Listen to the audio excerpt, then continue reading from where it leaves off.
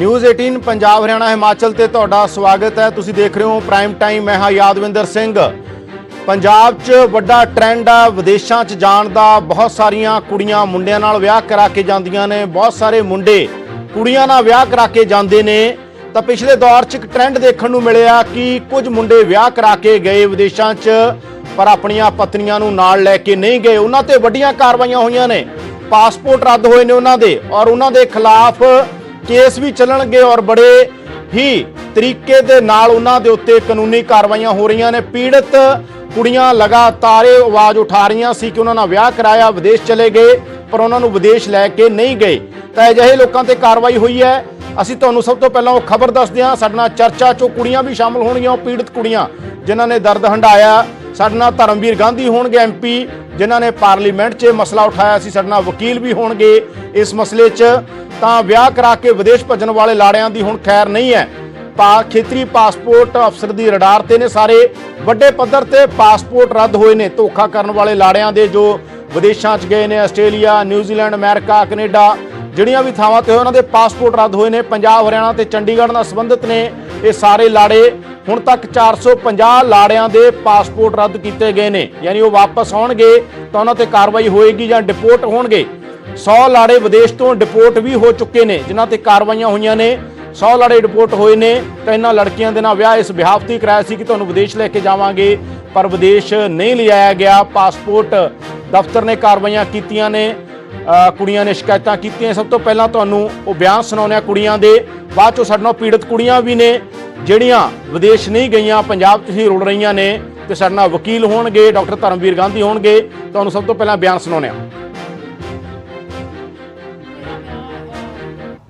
Culture ਦੇ ਹਿਸਾਬ ਨਾਲ ਤਾਂ ਇੰਡੀਆ 'ਚ 2015 'ਚ ਹੋਇਆ ਸੀਗਾ, ਪਰ ਇਹਨਾਂ ਦਾ ਵਰਕ ਪਰਮਿਟ ਐਕਸਪਾਇਰ ਹੋ ਰਿਹਾ ਸੀ, ਤਾਂ ਹੀ ਇਹਨਾਂ 2014 'ਚ ਵਿਆਹ ਕਰਾ ਲਿਆ ਸੀ ਕੋਰਟ ਮੈਰਿਜ ਕੈਨੇਡਾ ਵਿੱਚ, ਕਿਉਂਕਿ ਇਹਨਾਂ ਨੂੰ ਪਰਮਾਨੈਂਟ ਰੈਜ਼ੀਡੈਂਸੀ ਕੈਨੇਡਾ ਦੀ ਚਾਹੀਦੀ ਸੀਗੀ। ਤੇ ਉਸ ਤੋਂ ਬਾਅਦ ਇਹਨਾਂ ਨੇ ਵਿਆਹ ਕਰਾਉਣ ਤੋਂ ਮਨਾ ਕਰਤਾ, ਕਹਿੰਦੇ ਬੱਚੇ ਹਲੇ ਛੋਟੇ ਨੇ, ਇਹਨਾਂ ਨੂੰ ਜੌਬ ਵਗੈਰਾ ਤੇ ਲੱਗ ਲੈਣ ਦਿਓ ਤੇ ਤਾਂ ਅਸੀਂ ਜੌਬ ਕਰਾਂਗੇ ਵਿਆਹ। ਤੇ ਮੰਮੀ ਮੇਰੇ ਪੇਰੈਂਟਸ ਨੇ ਕਿਹਾ ਵੀ ਇਹ ਤੁਸੀਂ ਗਲਤ ਕਰ ਰਹੇ, ਵੀ ਕੋਰਟ ਮੈਰਿਜ ਕਰਾ ਲਈ, ਸਾਨੂੰ ਧੋਖਾ ਜਿਹਾ ਲੱਗਿਆ। ਤਾਂ ਸਾਡੇ ਬਹੁਤ ਵਾਰੀ ਰਿਕੁਐਸਟ ਕਰਨ ਦੇ ਕਹਿਣ ਤੇ ਇਹਨਾਂ ਨੇ ਇੰਡੀਆ 'ਚ 2015 'ਚ ਵੀ ਵਿਆਹ ਕਰਵਾਇਆ। ਨਹੀਂ, ਮੈਂ ਨਿਊਜ਼ੀਲੈਂਡ ਚਲੀ ਗਈ ਸੀ, ਬਟ ਮੈਨੂੰ ਨਿਊਜ਼ੀਲੈਂਡ ਗਏ ਹਲੇ 15 ਕੁ ਦਿਨ ਹੀ ਹੋਏ ਸੀ। ਤੇ ਮੇਰੇ ਹਸਬੈਂਡ ਮੈਨੂੰ ਕਹਿੰਦੇ ਸੀ, ਉਹਨਾਂ ਨੇ ਮੈਨੂੰ ਵਿਆਹ ਤੋਂ ਪਹਿਲਾਂ ਕਿਹਾ ਸੀਗਾ ਕਿ ਸਾਡੇ ਮੁੰਡੇ ਦਾ ਬਿਜ਼ਨਸ ਹੈ ਨਿਊਜ਼ੀਲੈਂਡ ਦੇ ਵਿੱਚ। ਪਰ ਜਦੋਂ ਮੈਂ ਉੱਥੇ ਨਿਊਜ਼ੀਲੈਂਡ ਗਈ, ਮੈਂ ਵੇਖਿਆ ਉਹਨਾਂ ਦਾ ਉੱਥੇ ਕੋਈ ਬਿਜ਼ਨਸ ਨਹੀਂ ਸੀ। ਇਨਫੈਕਟ ਉਹ ਬਿਲਕੁਲ ਫ੍ਰੀ ਸੀਗੇ, ਕੋਈ ਕੰਮ ਵੀ ਨਹੀਂ ਸੀਗਾ ਦੈਟ ਟਾਈਮ ਉਹਨਾਂ ਕੋਲੇ ਨਾ। ਬਟ ਫਿਰ ਮੇਰੇ ਹਸਬੈਂਡ ਨੇ ਮੈਨੂੰ ਕਿਹਾ ਕਿ ਮੈਂ ਇੱਥੇ ਬਿਜ਼ਨਸ ਕਰਨਾ, ਮੈਂ ਲਿਕਰ ਸਟੋਰ ਖੋਲ੍ਹਣਾ ਚਾਹੁੰਦਾ ਨਿਊਜ਼ੀਲੈਂਡ ਦੇ ਵਿੱਚ, ਅਤੇ ਉਹਦੇ ਲਈ ਮੈਨੂੰ ਪੈਸੇ ਚਾਹੀਦੇ ਨੇ, ਜਾਂ ਤੂੰ ਆਪਣੇ ਫਾਦਰ ਕੋਲੋਂ 50 ਲੱਖ ਰੁਪਇਆ ਹੋਰ ਲੈ ਕੇ ਆ। ਅਤੇ ਮੈਂ ਉਹਨਾਂ ਨੂੰ ਕਿਹਾ ਕਿ ਮੈਂ ਆਪਣੇ ਫਾਦਰ ਨੂੰ ਇੰਨਾ ਨਹੀਂ ਪ੍ਰੈਸ਼ਰਾਈਜ਼ ਕਰ ਸਕਦੀ, ਬਿਕੋਜ਼ ਆਲਰੇਡੀ ਉਹਨਾਂ ਨੇ ਮੈਰਿਜ ਦੇ ਉੱਤੇ ਬਹੁਤ ਪੈਸਾ ਲਾ ਦਿੱਤਾ ਹੈ। ਜੇ ਤੁਹਾਨੂੰ ਜ਼ਰੂਰਤ ਹੈ ਤਾਂ ਤੁਸੀਂ ਖੁਦ ਜਾ ਕੇ ਉਹਨਾਂ ਨਾਲ ਗੱਲਬਾਤ ਕਰ ਸਕਦੇ ਹੋ। ਇਸ ਚੀਜ਼ ਲਈ ਹੀ ਉਹਨਾਂ ਨੇ ਮੇਰੇ ਨਾਲ ਫਿਰ ਕਾਫੀ ਲੜਾਈ ਕੀਤੀ, ਮੈਨੂੰ ਉੱਥੇ कुटिया भी न्यूजीलैंड दे विच। हमारे पासपोर्ट की धारा में एक रूल है जिसके तहत ये होता है कि अगर किसी भारतीय नागरिक के विरुद्ध यहाँ की अदालत में कोई केस चल रहा है, उसके खिलाफ वारंट है, समन है, या कहीं PO डिक्लेयर्ड है, LOC जारी वगैरह हो चुकी है और यहाँ पर अदालत में उसकी बहुत ज़रूरत है कि इसको पूरा करने के लिए, और वो अगर प्रस्तुत नहीं होता अपने आप को अदालत के सामने, तो हमारे पास ये प्रावधान है कि हम उसका पासपोर्ट कैंसिल कर सकते हैं और उसको बाध्य कर सकते हैं कि वो आए और अपनी अदालत में अपना पक्ष रखें। तो धर्मवीर गांधी ने यह मसला ਜਿਹੜੇ MP ने पटियाला ਦੇ MP ਰਹੇ ਨੇ, ਲੰਬਾ ਸਮਾਂ ਪਾਰਲੀਮੈਂਟ ਦੇ ਅੰਦਰ ਲਗਾਤਾਰ ਆਵਾਜ਼ ਉਠਾਉਂਦੇ ਰਹੇ ਨੇ, ਅੱਜ ਕੱਲ ਵੀ ਸਿਆਸੀ ਤੌਰ ਤੇ ਸਰਗਰਮ ਨੇ। ਉਹਨਾਂ ਨੇ ਪਾਰਲੀਮੈਂਟ 'ਚ ਕੀ ਕਿਹਾ ਸੀ ਉਹ ਵੀ ਸੁਣਾਉਂਦੇ ਤੁਹਾਨੂੰ। ਪਾਰਲੀਮੈਂਟ 'ਚ ਉਹਨਾਂ ਨੇ ਇਹ ਮਸਲਾ ਕਾਫੀ ਪਹਿਲਾਂ ਉਠਾਇਆ ਜਦੋਂ MP ਹੁੰਦੇ ਸੀ, ਤਾਂ ਸੁਣੋ। ਮੈਡਮ, ਮੈਂ ਤੁਹਾਡੇ ਰਾਹੀਂ ਸਦਨ ਦਾ ਸਰਕਾਰ ਦਾ ਜਿਹੜਾ ਧਿਆਨ ਹੈਗਾ ਆ ਉਹ ਪੰਜਾਬ ਵਿੱਚ ਉਹਨਾਂ ਹਜ਼ਾਰਾਂ ਲੜਕੀਆਂ ਵੱਲ ਦੌੜਨਾ ਚਾਹੁੰਦਾ ਹੈਗਾ ਜਿਨ੍ਹਾਂ ਨੂੰ ਵਿਦੇਸ਼ੀ ਲਾੜਿਆਂ ਨੇ, ਵਿਦੇਸ਼ੀ ਦੂਲਿਆਂ ਨੇ ਆ ਕੇ ਇੱਥੇ ਸਬਜ਼ ਬਾਗ ਦਿਖਾ ਕੇ ਹਜ਼ਾਰਾਂ ਦੀ ਗਿਣਤੀ 'ਚ ਔਰਤਾਂ ਦਾ ਆਰਥਿਕ ਸ਼ੋਸ਼ਣ ਵੀ ਕੀਤਾ। 20-30 ਲੱਖ ਰੁਪਏ ਲਾ ਕੇ ਮੈਰਿਜ ਪੈਲਸ ਦੇ ਵਿਆਹ ਵੀ ਕਰਾਏ, ਉਸ ਤੋਂ ਬਾਅਦ ਝੂਠੇ ਲਾੜੇ ਦੇ ਕੇ ਬਾਹਰ ਚਲੇ ਗਏ। ਉਹਨਾਂ ਜਿਸਮਾਨੀ ਸ਼ੋਸ਼ਣ ਵੀ ਕੀਤਾ ਇੱਥੇ ਰਹਿ ਕੇ। ਤੇ ਅੱਜ ਤੱਕ ਉਹ ਜਿਹੜੇ ਲਾੜੇ ਨੇ, ਵਿਦੇਸ਼ੀ ਲਾੜੇ ਨੇ, ਉਹ ਵਿਦੇਸ਼ਾਂ 'ਚ ਮੌਜਾਂ ਕਰਦੇ ਨੇ, ਜਦਕਿ ਪੰਜਾਬ ਦੀਆਂ 20 ਤੋਂ 25,000 ਔਰਤਾਂ ਸੰਤਾਪ ਚੱਲ ਰਹੀਆਂ ਨੇ। ਉਹਨਾਂ ਦਾ ਬਹੁਤ ਮਾੜੀ ਹਾਲਤ ਹੈ ਮੈਡਮ। ਉਹਨਾਂ ਦੇ ਪਰਿਵਾਰਾਂ ਦੀ ਆਰਥਿਕ ਸ਼ੋਸ਼ਣ ਹੋਇਆ, ਔਰਤਾਂ ਦਾ ਜਿਸਮਾਨੀ ਸ਼ੋਸ਼ਣ ਹੋਇਆ। ਔਰ ਮੈਡਮ, ਮੈਂ ਸਰਕਾਰ ਨੂੰ ਬੇਨਤੀ ਕਰਦਾ, ਵਿਦੇਸ਼ ਮੰਤਰਾਲੇ ਨੂੰ ਬੇਨਤੀ ਕਰਦਾ ਕਿ ਉਹਨਾਂ ਲਾੜਿਆਂ ਨੂੰ ਵਾਪਸ ਲਿਆਂਦਾ ਜਾਵੇ, ਡਿਪੋਰਟ ਕਰਾਇਆ ਜਾਵੇ ਤਾਂ ਕਿ ਸਬਕ ਮਿਲ ਸਕੇ ਔਰ ਆਉਣ ਵਾਲੇ ਸਮੇਂ 'ਚ ਕੋਈ ਵਿਦੇਸ਼ੀ ਲਾੜਾ ਪੰਜਾਬ ਦੀਆਂ ਲੜਕੀਆਂ ਦਾ ਇਸ ਤਰ੍ਹਾਂ ਜਿਹੜਾ ਸ਼ੋਸ਼ਣ ਹੈ ਉਹ ਨਾ ਕਰ। ਤਾਂ ਸਾਡੇ ਨਾਲ ਇਸ ਮਸਲੇ ਤੇ ਪੀੜਤ ਲੜਕੀਆਂ ਵੀ ਨੇ, ਸਾਡੇ ਨਾਲ MP ਧਰਮਵੀਰ ਗਾਂਧੀ ਜਿਹੜੇ ਸਾਬਕਾ MP ਨੇ ਪਟਿਆਲਾ ਦੇ, ਉਹ ਵੀ ਹੋਣਗੇ, ਸਾਡੇ ਨਾਲ ਵਕੀਲ ਚਰਨਪਾਲ ਬਾਗੜੀ ਵੀ ਹੋਣਗੇ। ਸਭ ਤੋਂ ਪਹਿਲਾਂ ਅਸੀਂ ਪੀੜਤਾਂ ਕੋਲ ਹੀ ਚੱਲਦੇ ਹਾਂ, ਜਿਨ੍ਹਾਂ 'ਚ ਇੱਕ ਪੀੜਤ ਲੜਕੀ ਸਾਡੇ ਨਾਲ ਨੇ। ਤੁਸੀਂ ਆਪਣੀ ਕਹਾਣੀ ਦੱਸਣਾ ਚਾਹੁੰਦੇ ਹੋ, ਕੀ ਕਹਿਣਾ ਚਾਹੁੰਦੇ ਹੋ ਤੁਸੀਂ? ਔਰ ਹੁਣ ਜਦੋਂ ਥੋੜੀ ਬਹੁਤੀ ਕਾਰਵਾਈ ਹੁੰਦੀ ਨਜ਼ਰ ਆ ਰਹੀ ਹੈ ਤਾਂ ਤੁਸੀਂ ਸੈਟੀਸਫਾਈਡ ਹੋ ਜਾਂ ਤੁਹਾਨੂੰ ਲੱਗਦਾ ਕੁਝ ਹੋਰ ਵੀ ਹੋਣਾ ਚਾਹੀਦਾ? ਹਾਂਜੀ ਸਰ, ਪਹਿਲਾਂ ਤਾਂ ਮੈਂ ਦੱਸਣਾ ਚਾਹੂੰਗੀ ਕਿ ਮੇਰੇ ਹਸਬੰਡ ਜਿਹੜੇ ਨਿਊਜ਼ੀਲੈਂਡ ਰਹਿੰਦੇ ਸੀ, ਮੇਰਾ ਵੀ ਵੀਜ਼ਾ ਲੱਗ ਗਿਆ ਸੀਗਾ, ਮੈਨੂੰ ਨਿਊਜ਼ੀਲੈਂਡ ਲੈ ਗਏ। ਉਸ ਤੋਂ ਬਾਅਦ ਮੈਨੂੰ 15-20 ਦਿਨਾਂ ਬਾਅਦ ਹੀ ਧੋਖੇ ਨਾਲ ਨਿਊਜ਼ੀਲੈਂਡ ਤੋਂ ਇੰਡੀਆ ਲੈ ਆਏ ਤੇ ਉਸ ਤੋਂ ਬਾਅਦ ਉਹਨਾਂ ਦੀ ਪੂਰੀ ਫੈਮਿਲੀ ਇਸ ਚੀਜ਼ ਦੇ ਵਿੱਚ ਆਲਰੇਡੀ ਇਨਵੋਲਵਡ ਸੀ। ਉਹਨਾਂ ਨੇ ਆਲਰੇਡੀ ਸਾਰੀ ਪਲੈਨਿੰਗ ਕੀਤੀ ਹੋਈ ਸੀਗੀ। ਉਹਨਾਂ ਨੇ ਸਾਰਿਆਂ ਨੇ ਮਿਲ ਕੇ ਮੇਰੇ ਹਸਬੰਡ ਨੂੰ ਦੁਬਾਰਾ ਨਿਊਜ਼ੀਲੈਂਡ ਭੇਜ ਦਿੱਤਾ। ਮੇਰਾ ਪਾਸਪੋਰਟ ਵੀ ਉਹਨਾਂ ਕੋਲ ਸੀ, ਪਾਸਪੋਰਟ ਵੀ ਨਾਲ ਲੈ ਗਏ। ਮੈਂ ਕਿੰਨੀ ਦੇਰ ਇੱਥੇ ਸਟਰਗਲ ਕਰਦੀ ਰਹੀ, ਪਹਿਲਾਂ ਤਾਂ ਮੈਨੂੰ ਸਮਝ ਹੀ ਨਹੀਂ ਆਇਆ ਕਿ ਹੋਇਆ ਕੀ ਹੈ, ਕਿੱਥੇ ਚਲੇ ਗਏ। ਸਾਰਿਆਂ ਨੂੰ ਕੰਟੈਕਟ ਕਰਨ ਦੀ ਕੋਸ਼ਿਸ਼ ਕੀਤੀ, ਲॉज ਨੂੰ ਕੰਟੈਕਟ ਕਰਨ ਦੀ ਕੋਸ਼ਿਸ਼ ਕੀਤੀ, ਹਸਬੰਡ ਨੂੰ ਕੰਟੈਕਟ ਕਰਨ ਦੀ ਕੋਸ਼ਿਸ਼ ਕੀਤੀ। ਜਦੋਂ ਆਖਿਰਕਾਰ ਮੈਂ ਕਿਸੇ ਵੀ ਨਤੀਜੇ ਤੇ ਨਾ ਪਹੁੰਚ ਸਕੀ, ਕੋਈ ਵੀ ਮੇਰੇ ਨਾਲ ਗੱਲਬਾਤ ਨਹੀਂ ਕਰ ਰਿਹਾ ਸੀ, ਐਟ ਲਾਸਟ ਵਿੱਚ ਜਾ ਕੇ ਮੈਨੂੰ ਪੁਲਿਸ ਵਿੱਚ ਜਾ ਕੇ ਕੰਪਲੇਂਟ ਕਰਨੀ ਪਈ ਤੇ ਉਸ ਤੋਂ ਬਾਅਦ ਅੱਗੋਂ ਉਹਨਾਂ ਨੇ ਆਪਣਾ ਅੱਗੇ ਪ੍ਰੋਸੀਜਰ ਚਲਾਇਆ। NRI ਸੈੱਲ ਦੇ ਵਿੱਚ ਚਲਾ ਗਿਆ। ਅੱਗੋਂ ਫਿਰ ਉਹਨਾਂ ਦਾ ਇੱਕ ਵਿਮਨ ਸੈੱਲ ਹੁੰਦਾ, ਅੱਗੇ ਉਹਨਾਂ ਨੇ ਉੱਥੇ ਭੇਜਿਆ। ਉੱਥੇ ਪ੍ਰੋਪਰ ਇਨਵੈਸਟੀਗੇਸ਼ਨ ਹੋਈ, ਕਾਫੀ ਚੀਜ਼ਾਂ ਹੋਈਆਂ। ਉਸ ਤੋਂ ਬਾਅਦ ਅੱਗੇ ਚੀਜ਼ਾਂ ਪ੍ਰੋਸੀਡ ਹੋਈਆਂ। ਫਾਈਨਲੀ ਫਿਰ ਉਹਨਾਂ ਤੇ ਇਨਵੈਸਟੀਗੇਸ਼ਨ ਤੋਂ ਬਾਅਦ ਉਹਨਾਂ ਨੇ FIR ਕੀਤੀ, LOC ਕੀਤੀ, ਵਾਰੰਟਸ ਕੱਢੇ। ਬਟ ਸਰ ਮੈਂ ਕਹਿਣਾ ਚਾਹੂੰਗੀ ਕਿ ਇਹ ਸਭ ਪ੍ਰੋਸੀਜਰ ਵੀ ਜਿਹੜਾ ਮੈਂ ਹੋਰ ਕੁੜੀਆਂ ਵੀ ਦੇਖੀਆਂ ਨੇ, ਮੈਂ ਹੋਰ ਕੁੜੀਆਂ ਨਾਲ ਵੀ ਜੁੜੀ ਹੌਲੀ ਹੌਲੀ ਜਦੋਂ ਇਹ ਚੀਜ਼ਾਂ ਅਸੀਂ ਸਫ਼ਰ ਕੀਤੀਆਂ। ਪਹਿਲਾਂ ਤਾਂ ਸਰ ਇਹ ਇੱਕ FIR ਕਰਾਉਣੀ ਹੀ ਬਹੁਤ ਵੱਡੀ ਗੱਲ ਹੈ ਪੰਜਾਬ ਦੇ ਵਿੱਚ, ਆਲ ਓਵਰ ਇੰਡੀਆ ਦੇ ਵਿੱਚ ਜਿਹੜੀਆਂ ਕੁੜੀਆਂ ਸਟਰਗਲ ਕਰ ਰਹੀਆਂ ਨੇ। ਹੁਣ ਵੀ ਸਾਡਾ ਕੁੜੀਆਂ ਦਾ ਇੱਕ ਗਰੁੱਪ ਹੈ ਜਿਹਦੇ ਵਿੱਚ ਆਲਮੋਸਟ 100 ਕੁੜੀਆਂ ਨੇ ਤੇ ਉਹਨਾਂ ਵਿੱਚ ਕੁੜੀਆਂ ਅਜਿਹੀਆਂ ਵੀ ਨਹੀਂ ਜਿਨ੍ਹਾਂ ਨੂੰ ਹਲੇ FIR ਦੇ ਵਿੱਚ ਵੀ ਇੰਨੀ ਜ਼ਿਆਦਾ ਦਿੱਕਤ ਆ ਰਹੀ ਹੈ। ਤਾਂ ਮੈਂ ਇਹ ਕਹਿਣਾ ਚਾਹੂੰਗੀ ਪਹਿਲਾਂ ਤਾਂ ਸਾਡੇ ਜਿਹੜਾ ਫਰਸਟ ਸਟੈਪ ਹੈ ਇਸ ਚੀਜ਼ ਦੀ ਗਵਰਨਮੈਂਟ ਨੂੰ ਕਰਨੀਆਂ ਚਾਹੀਦੀਆਂ ਨੇ ਕਿ ਕਹਿ ਦਿੰਦੇ ਨੇ ਕਿ ਕੁੜੀਆਂ ਦੀ ਬਹੁਤ ਸੁਣਵਾਈ ਹੁੰਦੀ ਹੈ, ਪਰ ਇੱਦਾਂ ਦੀ ਗੱਲ ਨਹੀਂ ਹੈ ਸਰ। ਜਿਹੜਾ ਕੋਈ ਸਟਰਗਲ ਕਰਦਾ ਉਹਨੂੰ ਹੀ ਪਤਾ ਹੁੰਦਾ ਕਿ ਕਿੱਦਾਂ ਚੀਜ਼ਾਂ ਅੱਗੇ ਪ੍ਰੋਸੀਡ ਕਰਦੀਆਂ ਨੇ।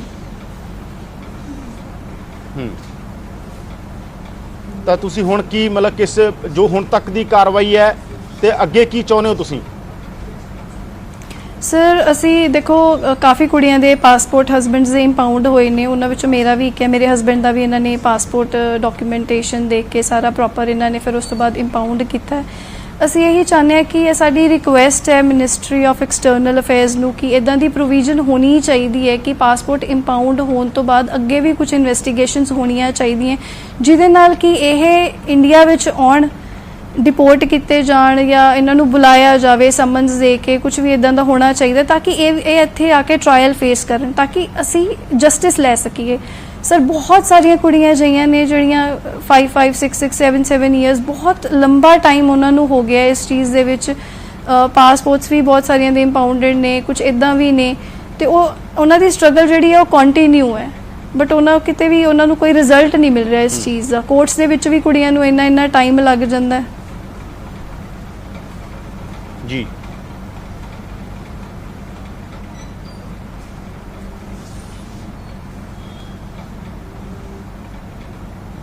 ਤਾਂ ਆਵਾਜ਼ ਸਾਡੇ ਕੋਲ ਸ਼ਾਇਦ ਨਹੀਂ ਪਹੁੰਚ ਰਹੀ, ਅਸੀਂ ਕੋਸ਼ਿਸ਼ ਕਰ ਰਹੇ ਹਾਂ ਸਾਰੇ ਹੀ ਗੈਸਟ ਸਾਡੇ ਨਾਲ ਹੋਣ। ਚਰਨਪਾਲ ਬਾਗੜੀ ਵਕੀਲ ਵੀ ਸਾਡੇ ਨਾਲ ਹੋਣਗੇ, ਸਾਬਕਾ MP ਧਰਮਵੀਰ ਗਾਂਧੀ ਵੀ ਸਾਡੇ ਨਾਲ ਹੋਣਗੇ ਔਰ ਇੱਕ ਹੋਰ ਪੀੜਤ ਲੜਕੀ ਵੀ ਸਾਡੇ ਨਾਲ ਹੋਏਗੀ। ਤੁਹਾਡਾ ਮਸਲਾ ਹੈ ਕਿੱਥੋਂ ਦਾ ਸੀ? ਤੁਹਾਨੂੰ ਮਤਲਬ ਉਹਦੇ 'ਚ ਘਰਦਿਆਂ ਵੱਲੋਂ ਜਾਂ ਸਮਾਜ ਵੱਲੋਂ ਸਪੋਰਟ ਕਿਸ ਤਰ੍ਹਾਂ ਦੀ ਰਹੀ ਤੁਹਾਨੂੰ? ਸਰ ਇਹ ਚੀਜ਼ ਹੈ ਕਿ ਹਾਂਜੀ ਘਰਦਿਆਂ ਨੇ ਬਹੁਤ ਸਪੋਰਟ ਕੀਤਾ ਕਿਉਂਕਿ ਮੇਰੇ ਹਸਬੰਡ ਮੈਨੂੰ ਇਹੀ ਕਹਿ ਕੇ ਲੈ ਕੇ ਆਏ ਸੀ ਕਿ ਆਪਾਂ ਇੰਡੀਆ ਸਿਰਫ ਵਿਜ਼ਿਟ ਕਰਨ ਚੱਲੇ ਹਾਂ ਤੇ ਵਿਦਿਨ 2-3 ਡੇਜ਼ ਹੀ ਉਹ ਮੇਰੇ ਨਾਲ ਚੰਗੀ ਭਲੀ ਗੱਲ ਕਰਦੇ ਰਹੇ। 2-3 ਦਿਨਾਂ ਬਾਅਦ ਜਦੋਂ ਗੱਲ ਕਰਦੇ ਇੱਕਦਮ ਉਹਨਾਂ ਨੇ ਫੋਨ ਸਵਿਚ ਆਫ ਕਰ ਦਿੱਤਾ। ਅਸੀਂ ਕਾਫੀ ਕੰਟੈਕਟ ਕਰਨ ਦੀ ਕੋਸ਼ਿਸ਼ ਕੀਤੀ, ਜਦੋਂ ਸਾਨੂੰ ਕੁਝ ਨਹੀਂ ਮਿਲਿਆ ਉਸ ਤੋਂ ਬਾਅਦ ਅਸੀਂ ਇਹ ਚੀਜ਼ਾਂ ਅੱਗੇ ਪ੍ਰੋਸੀਡ ਕੀਤੀਆਂ। ਓਬਵੀਅਸਲੀ ਸਰ ਘਰਦਿਆਂ ਦੀ ਬਹੁਤ ਸਪੋਰਟ ਰਹੀ। ਹੁਣ ਹੋਰ ਤਾਂ ਕੋਈ ਹੁੰਦਾ ਨਹੀਂ ਤਾਂ ਪੇਰੈਂਟਸ ਹੀ ਤੁਹਾਡੇ ਨਾਲ ਖੜੇ ਹੁੰਦੇ ਨੇ ਹਰ ਜਗ੍ਹਾ ਤੇ, ਬਟ ਸਟਿਲ ਸਰ ਵਿਆਹ ਤੋਂ ਬਾਅਦ ਪੇਰੈਂਟਸ ਦੇ ਘਰ ਰਹਿਣਾ ਵੀ ਇੱਕ ਕੁੜੀ ਲਈ ਬਹੁਤ ਔਖਾ ਹੋ ਜਾਂਦਾ ਹੈ। ਤਾਂ ਚਰਨਪਾਲ ਬਾਗੜੀ ਵਕੀਲ ਵੀ ਸਾਡੇ ਨਾਲ ਜੁੜ ਚੁੱਕੇ ਨੇ। ਸਾਡੇ ਨਾਲ ਡਾਕਟਰ ਧਰਮਵੀਰ ਗਾਂਧੀ ਬੜੀ ਜਲਦੀ ਹੋਣਗੇ, ਪਾਰਲੀਮੈਂਟ 'ਚ ਉਹਨਾਂ ਨੇ ਮਸਲਾ ਉਠਾਇਆ ਸੀ। ਚਰਨਪਾਲ ਬਾਗੜੀ ਜੀ, ਕੀ ਇਸ ਤਰ੍ਹਾਂ ਦੇ ਕੇਸਾਂ 'ਚ ਜਿਵੇਂ ਹੁਣ ਪਾਸਪੋਰਟ ਜਿਹੜੇ ਬਕਾਇਦਾ ਤੌਰ ਦੇ ਉੱਤੇ ਕਾਰਵਾਈ ਹੋਈ ਹੈ। ਤੁਹਾਨੂੰ ਕੀ ਲੱਗਦਾ ਹੋਰ ਕੀ ਕਾਰਵਾਈਆਂ ਹੋ ਸਕਦੀਆਂ ਨੇ, ਹੋਰ ਕਾਨੂੰਨੀ ਲੜਾਈ ਕਿਸ ਤਰੀਕੇ ਨਾਲ ਲੜੀ ਜਾ ਸਕਦੀ ਹੈ? ਦੇਖੋ ਇਹ ਵੈਰੀ ਕਲੀਅਰ ਹੈ as per the state legislature and the central legislature the Punjab state commission for NRIs act 2011 ਦੇ ਅੰਦਰ NRI ਕਮਿਸ਼ਨ ਜਿਹੜਾ ਪੰਜਾਬ ਲਈ ਚੰਡੀਗੜ੍ਹ 'ਚ ਆਪਰੇਟ ਕਰ ਰਿਹਾ ਹੈ ਪਿਛਲੇ ਟਾਈਮ ਤੋਂ। ਜਿਹੜੇ ਵੀ ਕੋਈ ਐਦਾਂ ਦੇ ਵਿਕਟਮ ਨੇ ਉਹ ਕੰਪਲੇਂਟ ਮੂਵ ਕਰ ਸਕਦੇ ਨੇ। ਮੈਂ ਸਟਾਰਟਿੰਗ 'ਚ ਇਹ ਕਲੀਅਰ ਕਰ ਦੇਣਾ ਚਾਹੁੰਦਾ, ਕੰਪਲੇਂਟ ਸਿਰਫ ਮੈਟਰੀਮੋਨੀਅਲ ਡਿਸਪਿਊਟ ਦੀ ਨਹੀਂ ਕੀਤੀ ਜਾ ਸਕਦੀ। ਉਹਦੇ 'ਚ ਜਿੱਦਾਂ ਮਤਲਬ ਲਾੜਾ ਮੈਕਸਿਮਮ ਕੇਸਿਸ ਦੇ ਵਿੱਚ ਫੋਰਨ ਸਿਟੀਜ਼ਨ ਹੁੰਦਾ ਹੈ। You can file for impounding of the passport of that very person. ਇਹ ਕੋਈ ਕਲੈਰੀਫਿਕੇਸ਼ਨ ਨਹੀਂ ਕਰ ਰਿਹਾ। ਜਿਹੜਾ ਬੰਦਾ ਬਾਹਰ ਬੈਠਾ ਹੋਇਆ ਹੈ, ਕਮਿਸ਼ਨ ਕੋਲ ਇੰਨੀਆਂ ਪਾਵਰਸ ਨੇ ਕਿ ਉਹਦਾ ਪਾਸਪੋਰਟ ਇੰਪਾਊਂਡ ਕਰਨ ਦਾ ਡਾਇਰੈਕਸ਼ਨ ਦੇ ਸਕਦਾ। ਐਦਾਂ ਦੇ 2-3 ਕੇਸਿਸ ਮੇਰੇ ਕੋਲ ਆ ਚੁੱਕੇ ਨੇ।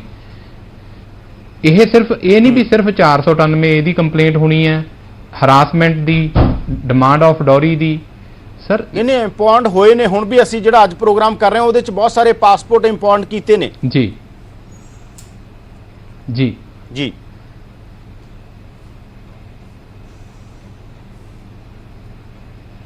ਤਾਂ ਕੀ ਕਹਿਣਾ ਚਾਹੁੰਦੇ ਤੁਸੀਂ? ਕੁਝ ਕਹਿ ਰਹੇ ਸੀ ਬਾਗੜੀ ਜੀ, ਤੁਸੀਂ ਕੁਝ ਕਹਿ ਰਹੇ ਸੀ, ਪਾਸਪੋਰਟ ਇੰਪਾਊਂਡ ਹੋਏ ਨੇ। ਤੁਹਾਨੂੰ ਕੀ ਲੱਗਦਾ ਹੋਰ ਬਿਹਤਰ ਤਰੀਕੇ ਕੀ ਨੇ ਕਾਨੂੰਨੀ ਲੜਾਈ ਦੇ? ਦੇਖੋ ਬਿਹਤਰ ਤਰੀਕੇ ਤਾਂ ਹੋਰ ਬਹੁਤ ਇਹ 'ਚ, ਕਿਉਂਕਿ ਮੈਂ ਤੁਹਾਨੂੰ ਯਾਦਵਿੰਦਰ ਜੀ ਦੱਸ ਦੇਣਾ ਚਾਹੁੰਦਾ ਹਾਂ ਕਿ ਜਿਹੜੇ ਇਹ ਰੂਟੀਨ ਦੇ ਮੈਟਰ ਸੀ, ਜਿਹੜਾ 498A ਐਕਟ ਵੀ ਬਣਿਆ ਨਾ, ਉਹ ਬਣਿਆ ਹੀ ਇਸ ਕਰਕੇ ਸੀ ਕਿ ਧੱਕਾ ਹੁੰਦਾ ਆ ਰਿਹਾ ਸੀ ਮੈਕਸਿਮਮ ਵੂਮਨ ਦੇ ਨਾਲ। ਹੁਣ NRI ਦਾ ਤਾਂ ਡਿਸਪਿਊਟ ਹੀ ਇੰਨਾ ਜ਼ਿਆਦਾ ਇਨਕਰੀਜ਼ ਹੋ ਗਿਆ ਪੰਜਾਬ 'ਚ, ਸਪੈਸ਼ਲੀ ਬਹੁਤ ਜ਼ਿਆਦਾ ਕੇਸਿਸ ਇੱਦਾਂ ਦੇ ਵੱਧ ਚੁੱਕੇ ਨੇ। ਤੁਸੀਂ ਕਿਉਂਕਿ ਮੈਂ ਜੁੜਿਆ ਤੁਹਾਡੇ ਨਾਲ ਹੋਣਾ, ਮੈਂ ਇੱਕੋ ਕੁਐਸਚਨ ਤੁਹਾਡਾ ਅੰਡਰਸਟੈਂਡ ਕਰ ਪਾਇਆ। ਕੁਐਸਚਨ ਜੋ ਪਿੱਛੇ ਚੱਲਦਾ ਪਿਆ ਸੀ, I couldn't get what is the actual conversation is going on, but ਮੈਂ ਪ੍ਰੈਜ਼ੈਂਟਲੀ ਜਿੰਨਾ ਤੁਹਾਨੂੰ ਸਮਝ ਪਾ ਰਿਹਾ ਉਹਦਾ ਮੈਂ ਰਿਪਲਾਈ ਤੁਹਾਨੂੰ ਇਹ ਦੇ ਰਿਹਾ। ਇਹ ਤੋਂ ਉਚਿਤ ਵੀ ਹੋ ਸਕਦਾ। ਦੇਖੋ ਜਿਹੜੇ ਕਮਿਸ਼ਨ ਦੇ ਚੇਅਰਮੈਨ ਨੇ, ਚੇਅਰਪਰਸਨ ਨੇ, ਹੀ is the retired high court ਜੱਜ, ਤੇ ਜਿਹੜੇ ਉਹਦੇ ਮੈਂਬਰਸ ਨੇ ਉਹ ਰਿਟਾਇਰਡ IPS IAS ਆਫੀਸਰ ਹੁੰਦੇ ਨੇ, ਜਿਹੜੇ ਮਤਲਬ ਕੰਪਲੇਂਟ ਨੂੰ ਵਾਚਦੇ ਨੇ। ਔਰ ਉਹਨਾਂ ਕੋਲ ਇੰਨੀ ਕੁ ਪਾਵਰ ਹੈ, ਉਹ ਡਾਇਰੈਕਟ FIR ਕਰਨ ਵਾਸਤੇ ਡਾਇਰੈਕਸ਼ਨ ਦੇ ਸਕਦੇ ਨੇ, ਉਹ ਇਹਦੀ ਇਨਵੈਸਟੀਗੇਟ ਕਰਨ ਵਾਸਤੇ ਪਾਵਰਸ ਬਹੁਤ ਨੇ।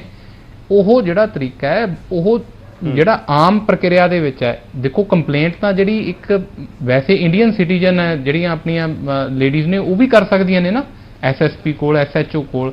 ਜਿਹੜਾ NRI ਕਮਿਸ਼ਨ ਬਣਿਆ, ਉਹ ਅਸਲ ਵਿੱਚ ਉਹਦਾ ਪਰਪਸ ਲੈਜਿਸਲੇਚਰ ਦਾ ਇਹ ਸੀ ਕਿ ਉਹਦੇ 'ਚ ਜਲਦੀ ਤੋਂ ਜਲਦੀ ਰੈਮਡੀ ਮਿਲੇ, ਜਲਦੀ ਤੋਂ ਜਲਦੀ ਰਿਲੀਫ ਮਿਲੇ ਜਿਹੜੇ ਅਗਰੀਬਡ ਵਿਕਟਮ ਨੇ। ਜੀ ਬਿਲਕੁਲ, ਸਾਡੇ ਨਾਲ ਹੀ ਨੇ ਪੀੜਤ, ਸਾਡੇ ਨਾਲ ਉਹਨਾਂ ਤੋਂ ਪੁੱਛਦੇ ਹਾਂ NRI ਕਮਿਸ਼ਨ ਦਾ ਰੋਲ ਕਿਸ ਤਰ੍ਹਾਂ ਦਾ ਰਿਹਾ ਹੈਗਾ? ਤੁਹਾਡੀ ਗੱਲਬਾਤ ਹੁੰਦੀ ਰਹੀ, NRI ਸੈੱਲ ਵੀ ਹੈ, NRI ਕਮਿਸ਼ਨ ਵੀ ਹੈ, ਤੁਸੀਂ ਅਪਰੋਚ ਕੀਤਾ ਹੋਊਗਾ, ਉਹਨਾਂ ਦਾ ਕਿਸ ਤਰ੍ਹਾਂ ਦਾ ਰਿਸਪੌਂਸ ਰਿਹਾ ਇਸ ਮਸਲੇ 'ਚ, ਜਾਂ ਉਹਨਾਂ ਦਾ ਵੀ ਜਿਹੜੀਆਂ ਕਾਰਵਾਈਆਂ ਹੋ ਰਹੀਆਂ ਨੇ ਉਹਨਾਂ ਦਾ ਵੀ ਕੋਈ ਹੱਥ ਹੈ ਇਹਦੇ 'ਚ? ਸਰ NRI ਕਮਿਸ਼ਨ ਨੇ ਕਾਫੀ ਹੈਲਪ ਕੀਤੀ। ਇਨੀਸ਼ੀਅਲੀ ਜਦੋਂ ਸਾਨੂੰ ਕਾਫੀ ਪ੍ਰੋਬਲਮਸ ਆ ਰਹੀਆਂ ਸੀ, ਜਿਵੇਂ FIR ਦੇ ਵਿੱਚ ਅੱਗੇ ਪੁਲਿਸ ਨੇ ਜਿਵੇਂ ਅੱਗੇ ਸਮਨਸ ਕੱਢਣੇ ਹੁੰਦੇ ਨੇ ਉਹਦੇ ਵਿੱਚ, ਤੇ ਬਿਕਾਜ਼ ਪੁਲਿਸ ਵੱਲੋਂ ਵੀ ਸਾਨੂੰ ਬਹੁਤ ਵਾਰੀ ਕੋਆਪਰੇਸ਼ਨ ਨਹੀਂ ਮਿਲਦੀ ਗਰਲਸ ਨੂੰ, ਵਿਚ ਇਜ਼ ਵੈਰੀ ਓਨੈਸਟ। ਤੇ ਉਹਦੇ ਫਿਰ ਅਸੀਂ ਜਾ ਕੇ NRI ਕਮਿਸ਼ਨ, ਕਾਫੀ ਗਰਲਸ ਨੇ ਆਪਣੀ ਕੰਪਲੇਂਟ ਰਜਿਸਟਰ ਕੀਤੀ। NRI ਕਮਿਸ਼ਨ ਨੇ ਸਾਡੀ ਕਾਫੀ ਹੈਲਪ ਕੀਤੀ, ਬਟ ਅਸੀਂ ਦੇਖਿਆ ਕਿਤੇ ਨਾ ਕਿਤੇ NRI ਕਮਿਸ਼ਨ ਵੀ ਕਹਿ ਦਿੰਦੇ ਸੀ ਵੀ ਸਾਡੀਆਂ ਵੀ ਕੁਝ ਲਿਮਿਟੇਸ਼ਨਸ ਨੇ, ਜਾਂ ਖੁੱਲ੍ਹ ਕੇ ਕੁਝ ਚੀਜ਼ਾਂ ਵਿੱਚ ਉਹ ਵੀ ਨਹੀਂ ਹੈਲਪ ਕਰ ਪਾਉਂਦੇ। ਹਾਂ, ਬਟ ਜਿੰਨੀ ਕੁ ਉਹਨਾਂ ਤੋਂ ਹੈਲਪ ਹੋ ਸਕੀ ਉਹਨਾਂ ਨੇ, ਸਰ ਨੇ ਸਾਡੀ ਕਾਫੀ ਹੈਲਪ ਕੀਤੀ। ਉਹਨਾਂ ਨੇ ਅਥਾਰਟੀਜ਼ ਨੂੰ ਵੀ ਅੱਗੇ ਆਰਡਰ ਪਾਸ ਔਨ ਕੀਤੇ ਚੀਜ਼ਾਂ ਨੂੰ ਲੈ ਕੇ। ਜੀ ਜੀ, ਤਾਂ ਬਾਗੜੀ ਜੀ, ਜਿਹੜੀ ਆਪਾਂ ਜ਼ਿਕਰ ਕਰ ਰਹੇ ਸੀ, ਅਸਲ 'ਚ ਅੱਜ ਅਸੀਂ ਇਹ ਚਰਚਾ ਇਸੇ ਕਰਕੇ ਕਰ ਰਹੇ ਹਾਂ। ਬਹੁਤ ਸਾਰੇ ਮੁੰਡਿਆਂ ਦੇ ਜਿਹੜੇ ਪਾਸਪੋਰਟ ਨੇ ਉਹ ਇੰਪਾਊਂਡ ਹੋਏ ਨੇ। ਇੱਕ ਤਰ੍ਹਾਂ ਇੱਕ ਸ਼ੁਰੂਆਤੀ ਕਾਰਵਾਈ ਦੇ ਤੌਰ ਦੇ ਉੱਤੇ ਚੀਜ਼ਾਂ ਹੋਈਆਂ ਨੇ। ਤੁਹਾਨੂੰ ਇਸੇ ਸੰਦਰਭ ਦੇ ਅੰਦਰ ਪੁੱਛਿਆ ਜਾ ਰਿਹਾ ਸੀ, ਤੁਹਾਨੂੰ ਹੁਣ ਕੀ ਲੱਗਦਾ ਗਾ ਕਿ ਬਹੁਤ ਸਾਰੀ ਇਹ ਕਹਿੰਦੇ ਅਸੀਂ NRI ਕਮਿਸ਼ਨ ਵੀ ਗਏ ਹਾਂ, ਹੋਰ ਵੀ ਗਏ ਹਾਂ, ਪਰ ਜਿਸ ਤਰ੍ਹਾਂ ਦੀਆਂ ਕਾਰਵਾਈਆਂ ਚਾਹੁੰਦੇ ਨੇ ਉਸ ਤਰ੍ਹਾਂ ਦੀਆਂ ਨਹੀਂ ਹੋਈਆਂ। ਉਹਨਾਂ ਨੂੰ ਇੱਥੇ ਲਿਆਉਣ ਦੀ ਗੱਲ ਆ ਜਾਂ ਕਾਰਵਾਈਆਂ ਦੀ ਗੱਲ, ਉਹ ਅਜੇ ਤੱਕ ਨਹੀਂ ਹੋਈ। ਉਹਦੇ ਲਈ ਕੀ ਕਰਨ ਦੀ ਲੋੜ ਆ? ਯੈਸ, ਮੈਂ ਤੁਹਾਨੂੰ ਉਹ ਗੱਲ ਕਲੀਅਰ ਕਰਦਾ। ਜਿਹੜਾ ਉਸ ਨੂੰ ਲਿਆਉਣ ਦਾ ਇਸ਼ੂ ਹੈ, ਉਹ ਹੈਗਾ ਇੰਟਰਨੈਸ਼ਨਲ ਜਿਹੜੀਆਂ ਟ੍ਰੀਟੀਜ਼ ਨੇ ਸਾਡੀਆਂ। ਸਾਡੇ ਇੱਥੋਂ FIR ਹੋ ਗਈ, FIR ਹੋਣ ਤੋਂ ਬਾਅਦ ਤੁਸੀਂ ਸੁਣਿਆ ਹੋਣਾ ਅਬੂ ਸਲੇਮ ਐਕਸਟਰਾਡਾਈਟ ਕੀਤਾ। ਉਹ ਜਿਹੜੇ ਇਕਨੋਮਿਕ ਅਫੈਂਸਿਸ ਜੀ। ਨੇ, ਸਟੇਟ ਲੈਵਲ ਤੇ ਹਾਇਰ ਅਫੈਂਸਿਸ ਨੇ। ਮੈਂ ਇਹ ਨਹੀਂ ਕਹਿੰਦਾ ਵੀ ਇੱਕ ਜਿਹੜਾ ਮੁਜਰਮ ਆ ਉਹ ਚਾਹੇ ਵੱਡਾ ਚਾਹੇ ਛੋਟਾ, ਮੁਰਜਮ ਤਾਂ ਮੁਰਜਮ ਆ ਨਾ, ਉਹਨੂੰ ਐਕਸਟ੍ਰਾਡਾਈਟ ਕਰਨਾ ਹੈ ਜਿਹੜੀ ਕੰਟਰੀ ਦੇ ਵਿੱਚ ਉਹ ਬੈਠਾ ਹੋਇਆ ਹੈ। ਹੁਣ ਪ੍ਰੋਬਲਮ ਕੀ ਆਂਦੀ ਹੈ, ਜਿਵੇਂ ਸਪੋਜ਼ ਕਰੋ ਇੱਕ ਲੜਕੇ ਦਾ ਵਿਆਹ ਹੁੰਦਾ ਇੱਥੇ, ਹੀ is the citizen of the India, sorry citizen of foreign ਔਰ ਅਬਰੋਡ, ਕਿਸੇ ਵੀ ਹੋਰ ਕੰਟਰੀ ਦਾ ਸਿਟੀਜ਼ਨ ਹੈ ਉਹ ਇੱਥੇ ਮੈਰਿਜ ਕਰਕੇ ਚਲਾ ਜਾਂਦਾ ਹੈ, ਉਸ ਤੋਂ ਬਾਅਦ ਹਰਾਸਮੈਂਟ ਕਰਦਾ ਹੈ। ਹੁਣ ਜਿਹੜੀ ਵਿਕਟਿਮ ਹੈ ਲੜਕੀ ਹੈ, ਜਿਹੜੀ ਨੇ ਮੈਰਿਜ ਇਸ ਕਰਕੇ ਕਰਾਈ ਸੀ ਵੀ ਕੱਲ ਉਹਨੂੰ ਫੋਰਨ ਲੈ ਜਾਊਗਾ, ਫਿਊਚਰ ਉਹਦਾ ਪ੍ਰੋਸਪੈਕਟ ਦੇਖ ਕੇ। ਹੁਣ ਉਹਦੀ ਰੈਮਡੀਜ਼ ਦੀ ਆਪਾਂ ਗੱਲ ਕਰ ਰਹੇ ਹਾਂ। ਰੈਮਡੀ ਕਾਨੂੰਨ ਦੇ ਵਿੱਚ ਬਣਾਤੀ ਉਹਨਾਂ ਲਈ, ਇੱਕ ਕਮਿਸ਼ਨ ਬਣਾਤਾ। ਕਮਿਸ਼ਨ ਦੀਆਂ ਪਾਵਰਸ ਕਿੰਨੀਆਂ ਨੇ? ਕੀ ਕਮਿਸ਼ਨ ਜਿਹੜਾ ਬੰਦਾ ਫੋਰਨ ਦੇ ਵਿੱਚ ਸਿਟੀਜ਼ਨ ਹੈ, ਉੱਥੇ ਉਹਨੂੰ ਪ੍ਰੋਟੈਕਸ਼ਨ, ਇੱਕ ਕਿਸਮ ਦੀ ਸਿਟੀਜ਼ਨਸ਼ਿਪ ਮਿਲੀ ਹੋਈ ਹੈ, ਉਹਨੂੰ ਕਿੰਨਾ ਕੁ ਪਾਵਰ ਹੈ ਐਕਸਟ੍ਰਾਡਾਈਟ ਕਰਨ ਦੀ? ਮੈਂ ਇਹ ਗੱਲ ਕਰਦਾ ਕਮਿਸ਼ਨ ਐਕਸਟ੍ਰਾਡਾਈਟ, ਕਮਿਸ਼ਨ ਕੋਲ ਪਾਵਰ ਹੈ, ਪਾਸਪੋਰਟ ਇੰਪਾਊਂਡ ਕਰਤਾ। ਕੋਈ ਬੰਦਾ ਹਲੇ PR ਮਿਲੀ ਹੋਈ ਹੈ ਉਹਨੂੰ ਫੋਰਨ ਦੇ ਵਿੱਚ, ਸਪੋਜ਼ ਕਰੋ PR ਤੋਂ ਬਾਅਦ ਉਹਦੀ ਵੈਰੀਫਿਕੇਸ਼ਨ ਹੁੰਦੀ ਹੈ, ਉਹਦੇ ਵਿੱਚ ਹਰਡਲ ਆ ਜਾਏਗੀ, FIR ਹੋਊਗੀ, ਕਿਉਂਕਿ ਪੁਲਿਸ ਸਟੇਸ਼ਨ ਦੇ ਵਿੱਚ ਵੈਰੀਫਿਕੇਸ਼ਨ ਆਉਂਦੀ ਹੈ, ਤੁਹਾਨੂੰ ਵੀ ਪਤਾ, ਇਹਨਾਂ ਨੂੰ ਵੀ ਪਤਾ। ਮਤਲਬ ਪ੍ਰੋਬਲਮ ਉਹਦੇ ਲਈ ਕ੍ਰੀਏਟ ਕੀਤੀ ਜਾ ਸਕਦੀ ਹੈ। ਜਿੱਦਾਂ ਮੈਨੂੰ ਲੱਗਦਾ ਇਹ ਚਾਹੁੰਦੇ ਨੇ ਵੀ ਉਹਨੂੰ ਚੁੱਕ ਕੇ ਇੰਡੀਆ ਕਿੱਦਾਂ ਲਿਆਇਆ ਜਾ ਸਕਦਾ, ਉਹਦੀ ਦਿੱਕਤ ਹੈ। ਉਹਦੇ ਵਾਸਤੇ ਕਲੀਅਰ ਲੈਜਿਸਲੇਚਰ ਕੋਈ ਨਹੀਂ ਹੈ ਫਿਲਹਾਲ। ਸਟੇਟਸ ਦਾ, ਇੱਕ ਇੰਡੀਆ ਦਾ ਜਿਹੜੇ ਕੰਟਰੀ 'ਚ ਬੰਦਾ ਬੈਠਾ ਹੋਇਆ ਉਹਦੇ ਨਾਲ ਡੋਮੈਸਟਿਕ ਰਿਲੇਸ਼ਨ ਜਾਂ ਇੰਟਰਨੈਸ਼ਨਲ ਰਿਲੇਸ਼ਨਸ ਕਿੱਦਾਂ ਦੇ ਨੇ ਉਹ ਵੈਰੀ ਕਰਦੇ ਨੇ। ਰੈਮਡੀ ਇਹਨਾਂ ਵਾਸਤੇ ਬਣਿਆ ਕਮਿਸ਼ਨ ਸਿਰਫ NRIs ਦੀ ਕੰਪਲੇਂਟ ਨੂੰ ਡੀਲ ਕਰਨ ਵਾਸਤੇ ਬਣਾਇਆ ਲੈਜਿਸਲੇਚਰ ਨੇ। ਇਹਦੇ 'ਚ ਪਾਰਲੀਮੈਂਟ ਕੀ ਕਰ ਸਕਦਾ ਹੈ? ਸਾਡੇ MP ਸਹਿਬਾਨ ਬੈਠੇ ਹੋਏ ਨੇ ਪਾਰਲੀਮੈਂਟ ਦੇ ਵਿੱਚ, ਉਹ ਕੀ ਇਨੈਕਟਮੈਂਟ ਲਿਆ ਸਕਦੇ ਨੇ? ਜਿਵੇਂ ਇਹੀ ਇਹਨਾਂ ਦੀ ਜਿਹੜੇ ਤੁਹਾਡੇ ਨਾਲ ਵਿਕਟਮ ਬੈਠੇ ਹੋਏ ਨੇ, ਮੈਨੂੰ ਜਿਵੇਂ ਸੁਣਨ 'ਚ ਇਦਾਂ ਲੱਗਦਾ ਵੀ ਇਹ ਚਾਹੁੰਦੇ ਨੇ ਵੀ FIR ਹੋ ਗਈ, ਪਾਸਪੋਰਟ ਇੰਪਾਊਂਡ ਹੋ ਗਿਆ, ਉਹ ਤੇ ਅੱਗੇ ਕਾਰਵਾਈ ਨਹੀਂ ਹੋ ਰਹੀ। ਕਾਰਵਾਈ ਤਾਂ ਉਦੋਂ ਸਟਾਰਟ ਹੋਣੀ ਹੈ ਨਾ ਜਦੋਂ ਬੰਦਾ ਸਾਡੀ ਜੁਰਿਸਡਿਕਸ਼ਨ 'ਚ ਆ ਜਾਏਗਾ। ਪੁਲਿਸ ਨੇ FIR ਕਰਕੇ ਰੱਖਤੀ ਪੁਲਿਸ ਸਟੇਸ਼ਨ 'ਚ, ਬੰਦਾ ਬੈਠਾ ਹੋਇਆ ਬਾਹਰ, ਬੰਦਾ ਜਦੋਂ ਇੰਡੀਆ ਆਏਗਾ ਕਾਰਵਾਈ ਤਾਂ ਉਦੋਂ ਹੀ ਹੋਣੀ ਹੈ ਨਾ, ਉਦੋਂ ਹੀ ਉਹਨੂੰ ਜਾ ਕੇ ਪੁਲਿਸ ਅਰੈਸਟ ਕਰ ਸਕਦੀ ਹੈ, ਉਦੋਂ ਹੀ ਕੋਰਟ ਕੇਸ ਚੱਲ ਸਕਦਾ। FIR ਤਾਂ ਅਦਰਵਾਈਜ਼ ਹੋਣ ਤੋਂ ਬਾਅਦ ਇੱਕ ਖਾਨੇ 'ਚ ਪਈ ਬੰਦ ਇੱਕ ਕਾਗਜ਼ ਪਿਆ ਹੋਇਆ ਉਨੀ ਦੇਰ ਤੱਕ। ਇਹਨਾਂ ਦੀ ਸਮੱਸਿਆ ਨੂੰ ਵੀ ਮੈਂ ਸਮਝ ਰਿਹਾ ਵੀ ਇਹ ਬਿਲਕੁਲ ਇਹਨਾਂ ਦਾ ਕੰਸੈਪਟ ਵੀ ਮਤਲਬ ਕਲੀਅਰ ਹੈ ਵੀ ਵਿਕਟਮ ਵੀ ਹੋ ਗਏ। NRI ਕਮਿਸ਼ਨ ਨੇ ਵੀ ਮੰਨ ਲਿਆ ਵੀ ਇਹਦੇ ਨਾਲ ਧੱਕਾ ਹੋਇਆ, FIR ਤਦੇ ਹੋਈ ਹੈ ਨਾ, ਬੰਦਾ ਫਿਰ ਉੱਥੇ ਬੈਠਾ ਹੈ, ਉਹਨੂੰ ਆਣ ਜਾਣ ਦਾ, ਉਹਨੂੰ ਇੱਥੇ ਲਿਆ ਕੇ ਪ੍ਰੋਸੀਕਿਊਟ ਕਰਨ ਦਾ ਕੀ ਪ੍ਰੋਸੈਸ ਹੈ, ਇਹਦੇ ਬਾਰੇ ਲੈਜਿਸਲੇਚਰ ਕਲੀਅਰ ਨਹੀਂ ਹੈ ਸਰ। ਬਿਲਕੁਲ ਯੈਸ। ਤੁਸੀਂ ਕੀ ਨੈਸ਼ਨਲ ਲੈਵਲ ਦੇ ਉੱਤੇ ਵੀ ਜਾ ਕੇ ਪੀੜਤ ਲੜਕੀਆਂ ਨੇ ਜਿਹੜੀਆਂ, ਜਾਂ ਤੁਸੀਂ ਖੁਦ ਜਾ ਕੇ ਜਿਹੜੇ ਸਾਡੇ ਨੈਸ਼ਨਲ ਲੈਵਲ ਦੇ ਉੱਤੇ NRI ਕਮਿਸ਼ਨ ਆ ਜਾਂ ਜਿਹੜੇ ਉੱਥੋਂ ਦੇ ਮਿਨਿਸਟਰ ਨੇ, ਕੇਂਦਰ ਸਰਕਾਰ ਤੱਕ ਵੀ ਤੁਸੀਂ ਅਪਰੋਚ ਕੀਤੀ ਹੈ ਜੀ? ਹਾਂਜੀ ਸਰ, ਅਸੀਂ ਪਹਿਲਾਂ ਜਿਹੜੇ ਸੁਸ਼ਮਾ ਸਵਰਾਜ ਮੈਡਮ ਸੀ, ਅਸੀਂ ਉਹਨਾਂ ਨਾਲ ਵੀ ਇੱਕ ਕਾਨਫਰੰਸ ਕੀਤੀ ਸੀ ਤੇ ਅਸੀਂ ਸਾਰੀ ਗਰਲਸ ਨੇ ਜੋ ਵੀ ਅਸੀਂ ਪ੍ਰੋਬਲਮਸ ਫੇਸ ਕਰ ਰਹੀਆਂ, ਅਸੀਂ ਪ੍ਰੋਪਰ ਉਹਨਾਂ ਨੂੰ ਰਿਟਨ ਦੇ ਵਿੱਚ ਸਭ ਕੁਝ ਮੈਮ ਨੂੰ ਸਬਮਿਟ ਕਰਾਇਆ ਸੀ। ਤੇ ਅਸੀਂ ਸਾਰੀਆਂ ਕੁੜੀਆਂ ਨੇ ਆਪਣੇ ਪਰਸਨਲ ਕੇਸਿਸ ਨੂੰ ਲੈ ਕੇ ਫਿਰ ਉਹਨਾਂ ਨੂੰ ਮੇਲਸ ਵੀ ਸੈਂਡ ਕੀਤੀਆਂ ਵੀ ਸਾਨੂੰ ਕੀ ਪ੍ਰੋਬਲਮਸ ਆ ਰਹੀਆਂ ਨੇ ਇਸ ਚੀਜ਼ ਨੂੰ ਲੈ ਕੇ। But sir the thing is ਕਿ ਉਹ the problem is still the same. nobody is addressing to our problem ਕਿ ਇਸ ਨੂੰ ਅੱਗੇ ਕਿੱਦਾਂ ਕੀ ਕੀਤਾ ਜਾ ਸਕਦਾ। ਮੋਰ ਓਵਰ ਜੇ ਮੈਂ ਕੋਰਟਸ ਦੀ ਵੀ ਗੱਲ ਕਰਾਂ ਸਰ, ਇਨ ਮਾਈ ਕੇਸ ਜਾਂ I've seen other people also, 1.5-2 ਸਾਲ ਹੋ ਗਿਆ sir, case has not even moved two inch, ਕੁਛ ਨਹੀਂ ਹੁੰਦਾ। ਸੋ ਵੀ ਰੀਅਲੀ ਵਾਂਟ ਕਿ ਇਵਨ ਫਾਸਟ ਟਰੈਕ ਕੋਰਟਸ ਵੀ ਹੋਣੀਆਂ ਚਾਹੀਦੀਆਂ ਤਾਂ ਕਿ ਜਿਹੜੀ ਪ੍ਰੋਸੀਡਿੰਗਸ ਹੈ ਕੋਰਟ ਦੇ ਵਿੱਚ, ਫॉर एग्जांपल PO ਪ੍ਰੋਸੀਡਿੰਗ ਹੈ ਜਾਂ ਹੋਰ ਵੀ ਚੀਜ਼ਾਂ ਨੇ, ਉਹ ਵੀ ਥੋੜ੍ਹੀਆਂ ਫਾਸਟ ਤਰੀਕੇ ਹੋ ਸਕਣ ਤਾਂ ਕਿ ਅਸੀਂ ਵੀ ਅੱਗੇ ਆਪਣੀ ਲਾਈਫ ਨੂੰ, ਫਿਊਚਰ ਨੂੰ ਦੇਖ ਸਕੀਏ।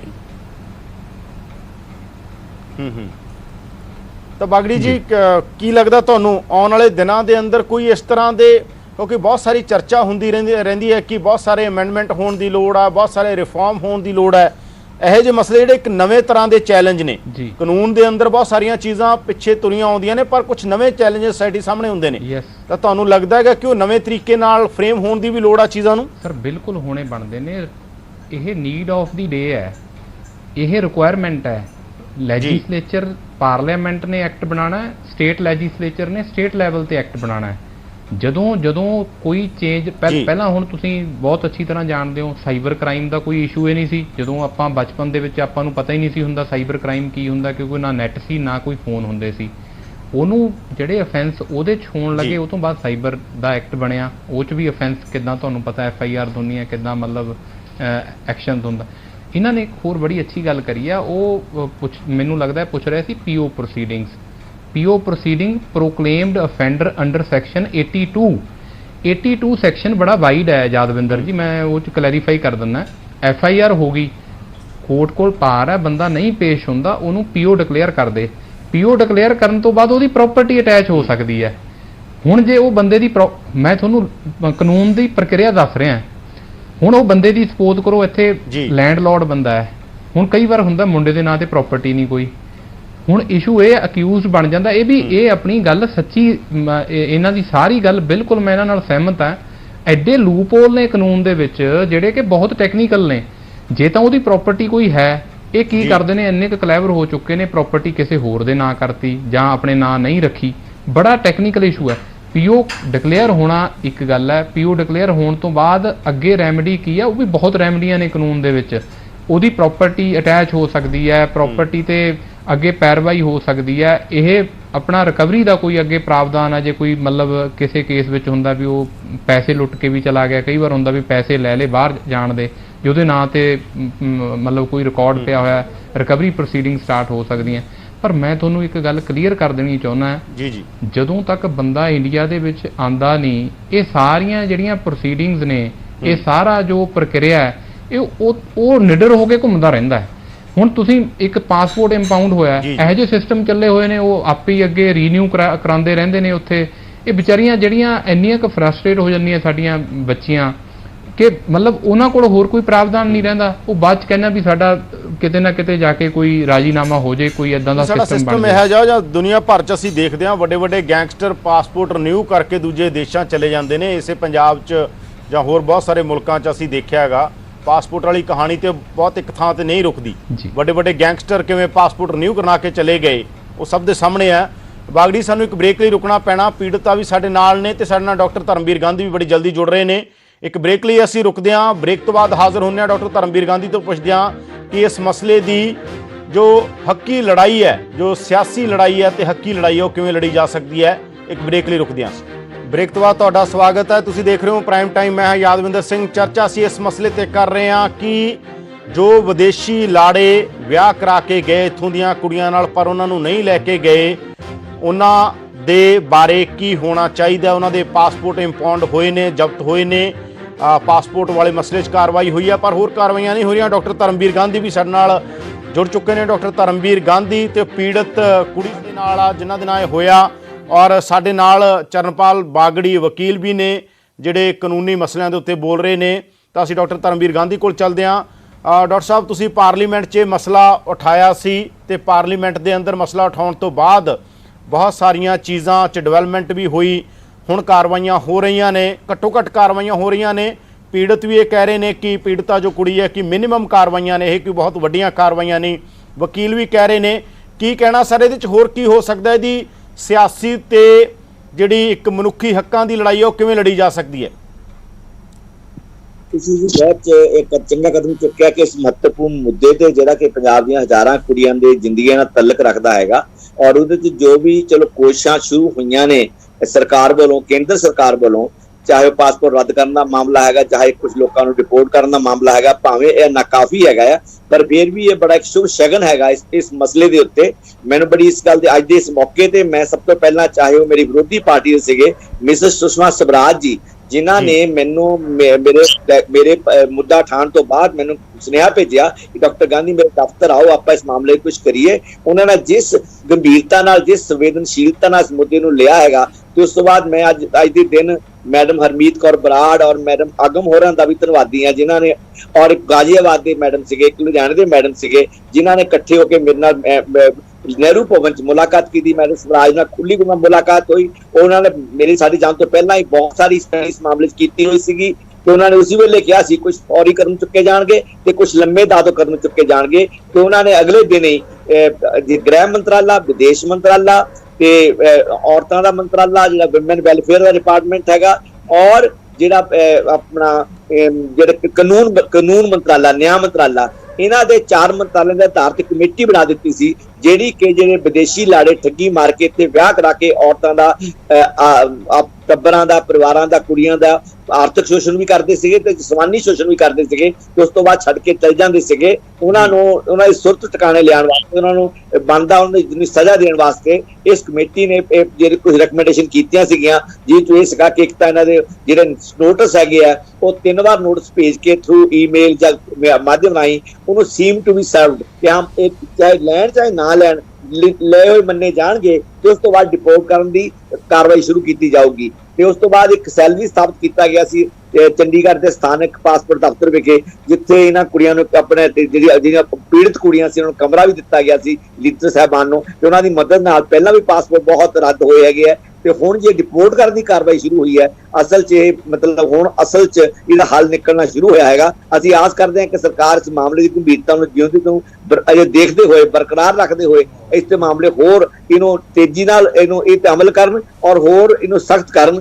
ਤਾਂ ਕਿ ਭਵਿੱਖ ਵਿੱਚ ਕੋਈ ਵੀ ਮਤਲਬ ਬਾਹਰੋਂ ਆਇਆ ਬੰਦਾ ਪੰਜਾਬੀ ਕੁੜੀਆਂ ਨਾਲ ਜਾਂ ਹਰਿਆਣੇ ਦੀਆਂ ਕੁੜੀਆਂ ਨਾਲ ਇਸ ਤਰ੍ਹਾਂ ਜੋ ਮਤਲਬ ਵਰਤਾਅ ਹੈਗਾ ਹੈ, ਜੋ ਇੱਕ ਜ਼ੁਲਮ ਹੈਗਾ ਹੈ, ਉਹ ਨਾ ਕਰ ਸਕੇ। ਇੱਥੇ ਮੈਂ ਇੱਕ ਵੀ ਕਹਿਣਾ ਚਾਹੁੰਦਾ ਕਿ ਜਦੋਂ ਅਸੀਂ ਕੰਮ ਸ਼ੁਰੂ ਕੀਤਾ ਸੀਗਾ ਇਸ ਬਾਰੇ ਇੱਕ ਮੁਹਿੰਮ ਸ਼ੁਰੂ ਕੀਤੀ ਜਦੋਂ ਮੈਂ ਪਾਰਲੀਮੈਂਟ ਮੁੱਦਾ ਚੁੱਕਣ ਤੋਂ ਬਾਅਦ ਲਗਾਤਾਰ ਇਸ ਮਾਮਲੇ ਸਰਗਰਮ ਰਿਹਾ ਤਾਂ ਕੁਝ ਦੋਸਤਾਂ ਨੇ ਕਿਹਾ ਕਿ ਕੁੜੀਆਂ ਵੀ ਮਤਲਬ ਮੁੰਡਿਆਂ ਨੂੰ ਲਿਜਾ ਕੇ ਉੱਥੇ ਖੱਜਲ ਖਰਾਬ ਕਰਦੀਆਂ ਹੈਗੀਆਂ। ਮੈਂ ਸਮਝਦਾ ਕਿ ਇਹ ਵੀ ਉਨਾ ਹੀ ਗੰਭੀਰ ਹੈਗਾ। ਜੇਕਰ ਅੱਜ ਆਈਲੈਟਸ ਦੇ ਬਹਾਨੇ ਮੁੰਡਿਆਂ ਨੂੰ ਬਾਹਰ ਭੇਜਣ ਦੇ ਲਾਲਚ ਵਿੱਚ ਕੁਝ ਮਾਪੇ ਕੁੜੀਆਂ ਨੂੰ ਉੱਥੇ ਸਪਾਂਸਰ ਕਰਕੇ ਭੇਜਦੇ ਨੇ, ਉੱਥੇ ਜਾ ਕੇ ਕੁੜੀਆਂ ਮੁੰਡਿਆਂ ਨੂੰ ਛੱਡਦੀਆਂ ਨੇ ਜਾਂ ਉਹਨਾਂ ਨੂੰ ਦਰਕਨਾਰ ਕਰਦੀਆਂ ਨੇ, ਉਹਨਾਂ ਨੂੰ ਰੋਲਦੀਆਂ ਨੇ, ਤਾਂ ਉਹਨਾਂ ਤੇ ਵੀ ਇਸੇ ਕਾਨੂੰਨ ਤਹਿਤ ਜ਼ਰੂਰ ਕਾਰਵਾਈ ਹੋਣੀ ਚਾਹੀਦੀ ਹੈ। ਮੈਂ ਇਹ ਵੀ ਕਹਿਣਾ ਚਾਹੁੰਦਾ ਹੈਗਾ, ਹਾਲਾਂਕਿ 99% ਅਜੇ ਵੀ ਜੋ ਪੀੜਤ ਨੇ ਉਹ ਔਰਤਾਂ ਨੇ, ਪੀੜਤ ਨੇ ਉਹ ਕੁੜੀਆਂ ਨੇ, ਪੀੜਤ ਕੁੜੀਆਂ ਦੇ ਮਾਪੇ ਨੇ ਜਿਨ੍ਹਾਂ ਨੂੰ ਕੁਝ ਰਾਹਤ ਮਿਲਣ ਦੀ ਸੰਭਾਵਨਾ ਬਣੀ ਹੈਗੀ ਹੈ। ਔਰ ਤੁਸੀਂ ਇਸ ਮੁੱਦੇ ਤੇ ਬਹਿਸ ਕਰਾ ਕੇ ਸਮਾਜ ਵਿੱਚ ਇੱਕ ਚੇਤਨਾ ਲਿਜਾਣ ਦੀ ਵੀ ਲੋੜ ਹੈਗੀ ਹੈ। ਜਿਹੜੇ ਬਾਹਰਲੇ ਮੁਲਕਾਂ ਦਾ ਮੋਹ ਹੈਗਾ ਆ ਜਾਂ ਉਧਰ ਨੂੰ ਭੱਜ ਦੌੜ ਹੈਗੀ ਹੈ, ਉਹ ਕਈ ਵਾਰ ਮਾਪੇ ਵੀ ਮਤਲਬ ਬਿਨਾਂ ਕਿਸੇ ਪੂਰੀ ਤਰ੍ਹਾਂ ਕੋਖ ਪੜਤਾਲ ਕੀਤਿਓਂ ਉਸ ਲਾਲਚ ਵਿੱਚੋਂ ਕਿ ਇਸ ਬਹਾਨੇ ਸਾਰਾ ਟੱਬਰ ਚੱਲ ਜਾਊਗਾ, ਜਦ ਮੇਰੇ ਮੁੰਡੇ ਚੱਲ ਜਾਣਗੇ, ਮਾਪੇ ਵੀ ਇਸ ਪਾਸੇ ਬੜੀ ਮਤਲਬ ਇੱਕ ਕਿਸਮ ਦੀ ਸਮਝ ਲਓ ਕਿ ਲਾਲਚ ਦਿਖਾਉਂਦੇ ਨੇ। ਉਹ ਲਾਲਚ ਬੰਦ ਹੋਣਾ ਚਾਹੀਦਾ। ਕੁੜੀਆਂ ਨੂੰ ਬਿਲਕੁਲ ਢੁਕਵੇਂ ਥਾਂ ਤੇ ਉਹਨਾਂ ਹਾਣ ਦਾ, ਉਹਨਾਂ ਦੇ ਯੋਗਤਾ ਦੇ ਬਰਾਬਰ ਤੇ ਉਹਨਾਂ ਨੇ ਪੂਰੀ ਪੁਣ ਛਾਣ ਕਰਕੇ ਇਧਰੋਂ ਵੀ, ਇਧਰਲੇ ਪੰਜਾਬ ਤੋਂ ਵੀ ਤੇ ਉੱਧਰ ਵੀ ਉਹਨਾਂ ਦੇ ਗਲੀ ਜਾਂ ਨੇੜਲੇ ਦੋਸਤਾਂ ਮਤਲਬ ਪੁਣ ਛਾਣ ਕਰਕੇ ਹੀ ਰਿਸ਼ਤਾ ਕਰਨਾ ਚਾਹੀਦਾ, ਜਿਹੜਾ ਕਿ ਪਕਿਆਈ ਦਾ ਸਬੂਤ ਹੋ ਸਕਦਾ। ਜਿਹੜਾ ਡਾਕਟਰ ਸਾਹਿਬ, ਇਸ ਲੜਾਈ ਨੂੰ ਹੋਰ ਕਿਵੇਂ ਅੱਗੇ ਵਧਾਉਣ ਦੀ ਲੋੜ ਆ, ਤੁਸੀਂ ਕੀ ਸੋਚਦੇ ਹੋਗੇ? ਕਿਉਂਕਿ ਜਿਹੜੀਆਂ ਕਾਰਵਾਈਆਂ ਹੋਈਆਂ ਨੇ ਉਹ ਤਾਂ ਕੋਈ ਬਹੁਤ ਵੱਡੀਆਂ ਕਾਰਵਾਈਆਂ ਨਹੀਂ ਮੰਨੀਆਂ ਜਾ ਰਹੀਆਂ।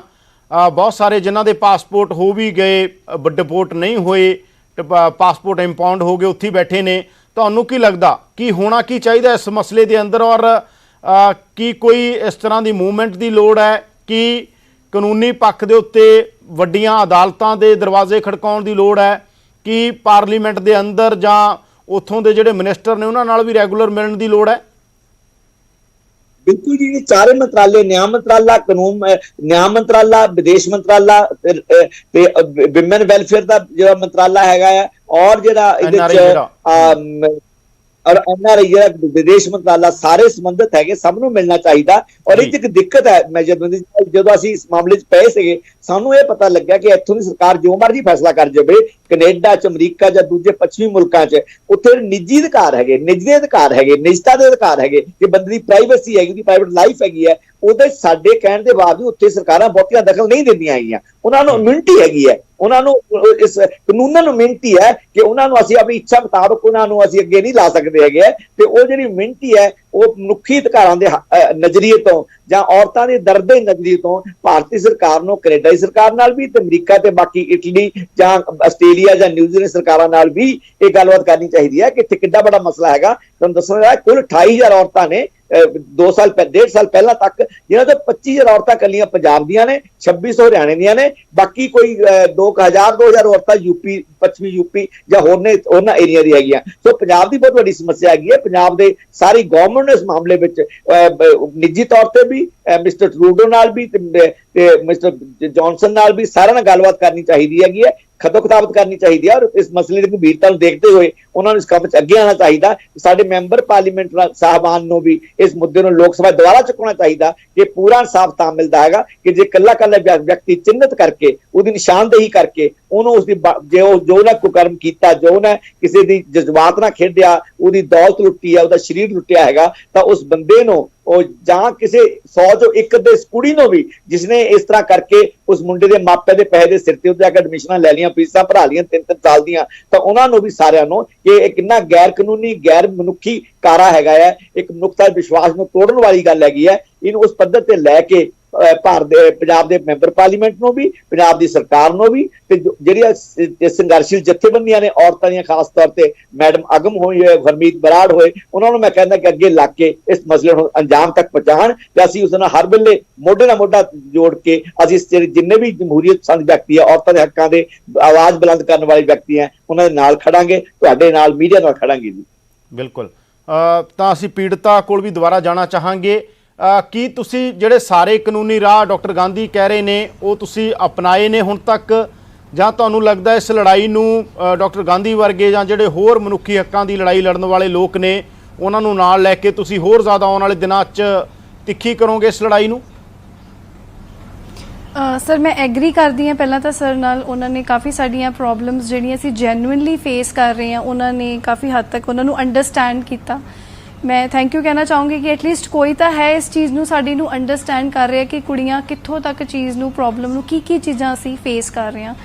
ਤੇ ਸਰ ਜਿੱਦਾਂ ਕਿ ਮੈਂ ਤੁਹਾਨੂੰ ਅੱਗੇ ਵੀ ਦੱਸਿਆ ਕਿ ਇੰਨਾ ਸਭ ਕੁਝ ਹੋਣ ਤੋਂ ਬਾਅਦ ਵੀ, ਜਿੱਦਾਂ ਸਰ ਨੇ ਕਿਹਾ ਕਿ ਪੀਓ ਪ੍ਰੋਸੀਡਿੰਗਸ ਦਾ ਹੋ ਜਾਂਦਾ, ਸਰ ਪੀਓ ਪ੍ਰੋਸੀਡਿੰਗਸ ਤੋਂ ਬਾਅਦ ਜਿਹੜੀ ਚੀਜ਼ਾਂ ਇਹ ਕਹਿ ਰਹੇ ਨੇ ਕਿ ਪ੍ਰੋਪਰਟੀ ਅਟੈਚ ਦੀ, ਸਰ ਜਿਹੜੀਆਂ ਚੀਜ਼ਾਂ ਇਹ ਆਲਰੇਡੀ ਪਲਾਨਿੰਗ ਨਾਲ ਕਰਦੇ ਨੇ, ਪੇਰੈਂਟਸ ਕਰਦੇ ਨੇ ਜਾਂ ਮੁੰਡੇ ਕਰਦੇ ਨੇ, ਪਹਿਲਾਂ ਤਾਂ ਉਹਨਾਂ ਕੋਲ ਪ੍ਰੋਪਰਟੀਜ਼ ਹੁੰਦੀਆਂ ਹੀ ਨਹੀਂ ਹੈ ਉਹਨਾਂ ਦੇ ਨਾਮ ਤੇ।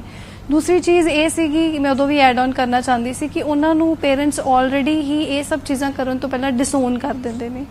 ਸੋ ਜਿੱਦਾਂ ਸਰ ਨੇ ਵੀ ਕਿਹਾ ਕਿ ਕਾਨੂੰਨ ਦੇ ਵਿੱਚ ਲੂਪ ਹੋਲਸ ਨੇ, ਤੇ ਉਹ ਪਹਿਲਾਂ ਹੀ ਸਾਰੀਆਂ ਗਾਈਡਲਾਈਨਸ ਜਾਂ ਲਾਇਰਸ ਨੂੰ ਕੰਸਲਟ ਕਰਕੇ ਹੀ ਇਹਨਾਂ ਸਭ ਚੀਜ਼ਾਂ ਨੂੰ ਅੱਗੇ ਲੈ ਕੇ ਜਾਂਦੇ ਨੇ।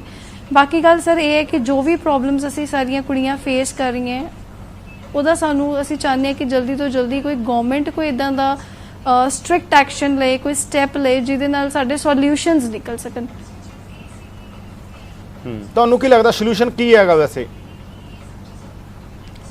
ਸਰ ਸੋਲਿਊਸ਼ਨ ਤਾਂ ਮੈਂ ਇਹ ਕਿਹਾ ਸੀ ਕਿ ਪ੍ਰੋਵੀਜ਼ਨਸ ਹੋਣੀਆਂ ਚਾਹੀਦੀਆਂ ਆਫ ਕੋਰਸ, ਕਿਉਂਕਿ ਮੈਂ ਅੰਡਰਸਟੈਂਡ ਕਰਦੀ ਕਿ ਜਿੱਥੋਂ ਤੱਕ ਲੜਕੇ ਸਿਟੀਜ਼ਨ ਹੁੰਦੇ ਨੇ ਉੱਥੇ ਗਵਰਨਮੈਂਟ ਵੀ ਕੁਝ ਹੱਦ ਤੱਕ ਬਹੁਤ ਚੀਜ਼ਾਂ ਨਹੀਂ ਕਰ ਪਾਉਂਦੀ, ਬਟ ਬਹੁਤ ਕੇਸਿਸ ਦੇ ਵਿੱਚ ਇੱਦਾਂ ਵੀ ਹੁੰਦੇ ਨੇ ਕਿ ਮੁੰਡੇ ਸਟੂਡੈਂਟ ਵੀਜ਼ਾ ਤੇ ਨੇ ਜਾਂ ਵਰਕ ਵੀਜ਼ਾ ਤੇ ਨੇ, they are still Indian citizens. ਉਸ ਕੇਸਿਸ ਦੇ ਵਿੱਚ ਗਵਰਨਮੈਂਟ ਜਿਹੜੀ ਹੈ, ਮਿਨਿਸਟਰੀ ਆਫ ਐਕਸਟਰਨਲ ਅਫੇਅਰਸ ਹੈ ਸਰ, ਉਹਨਾਂ ਕੋਲ ਬਹੁਤ ਪਾਵਰਸ ਨੇ।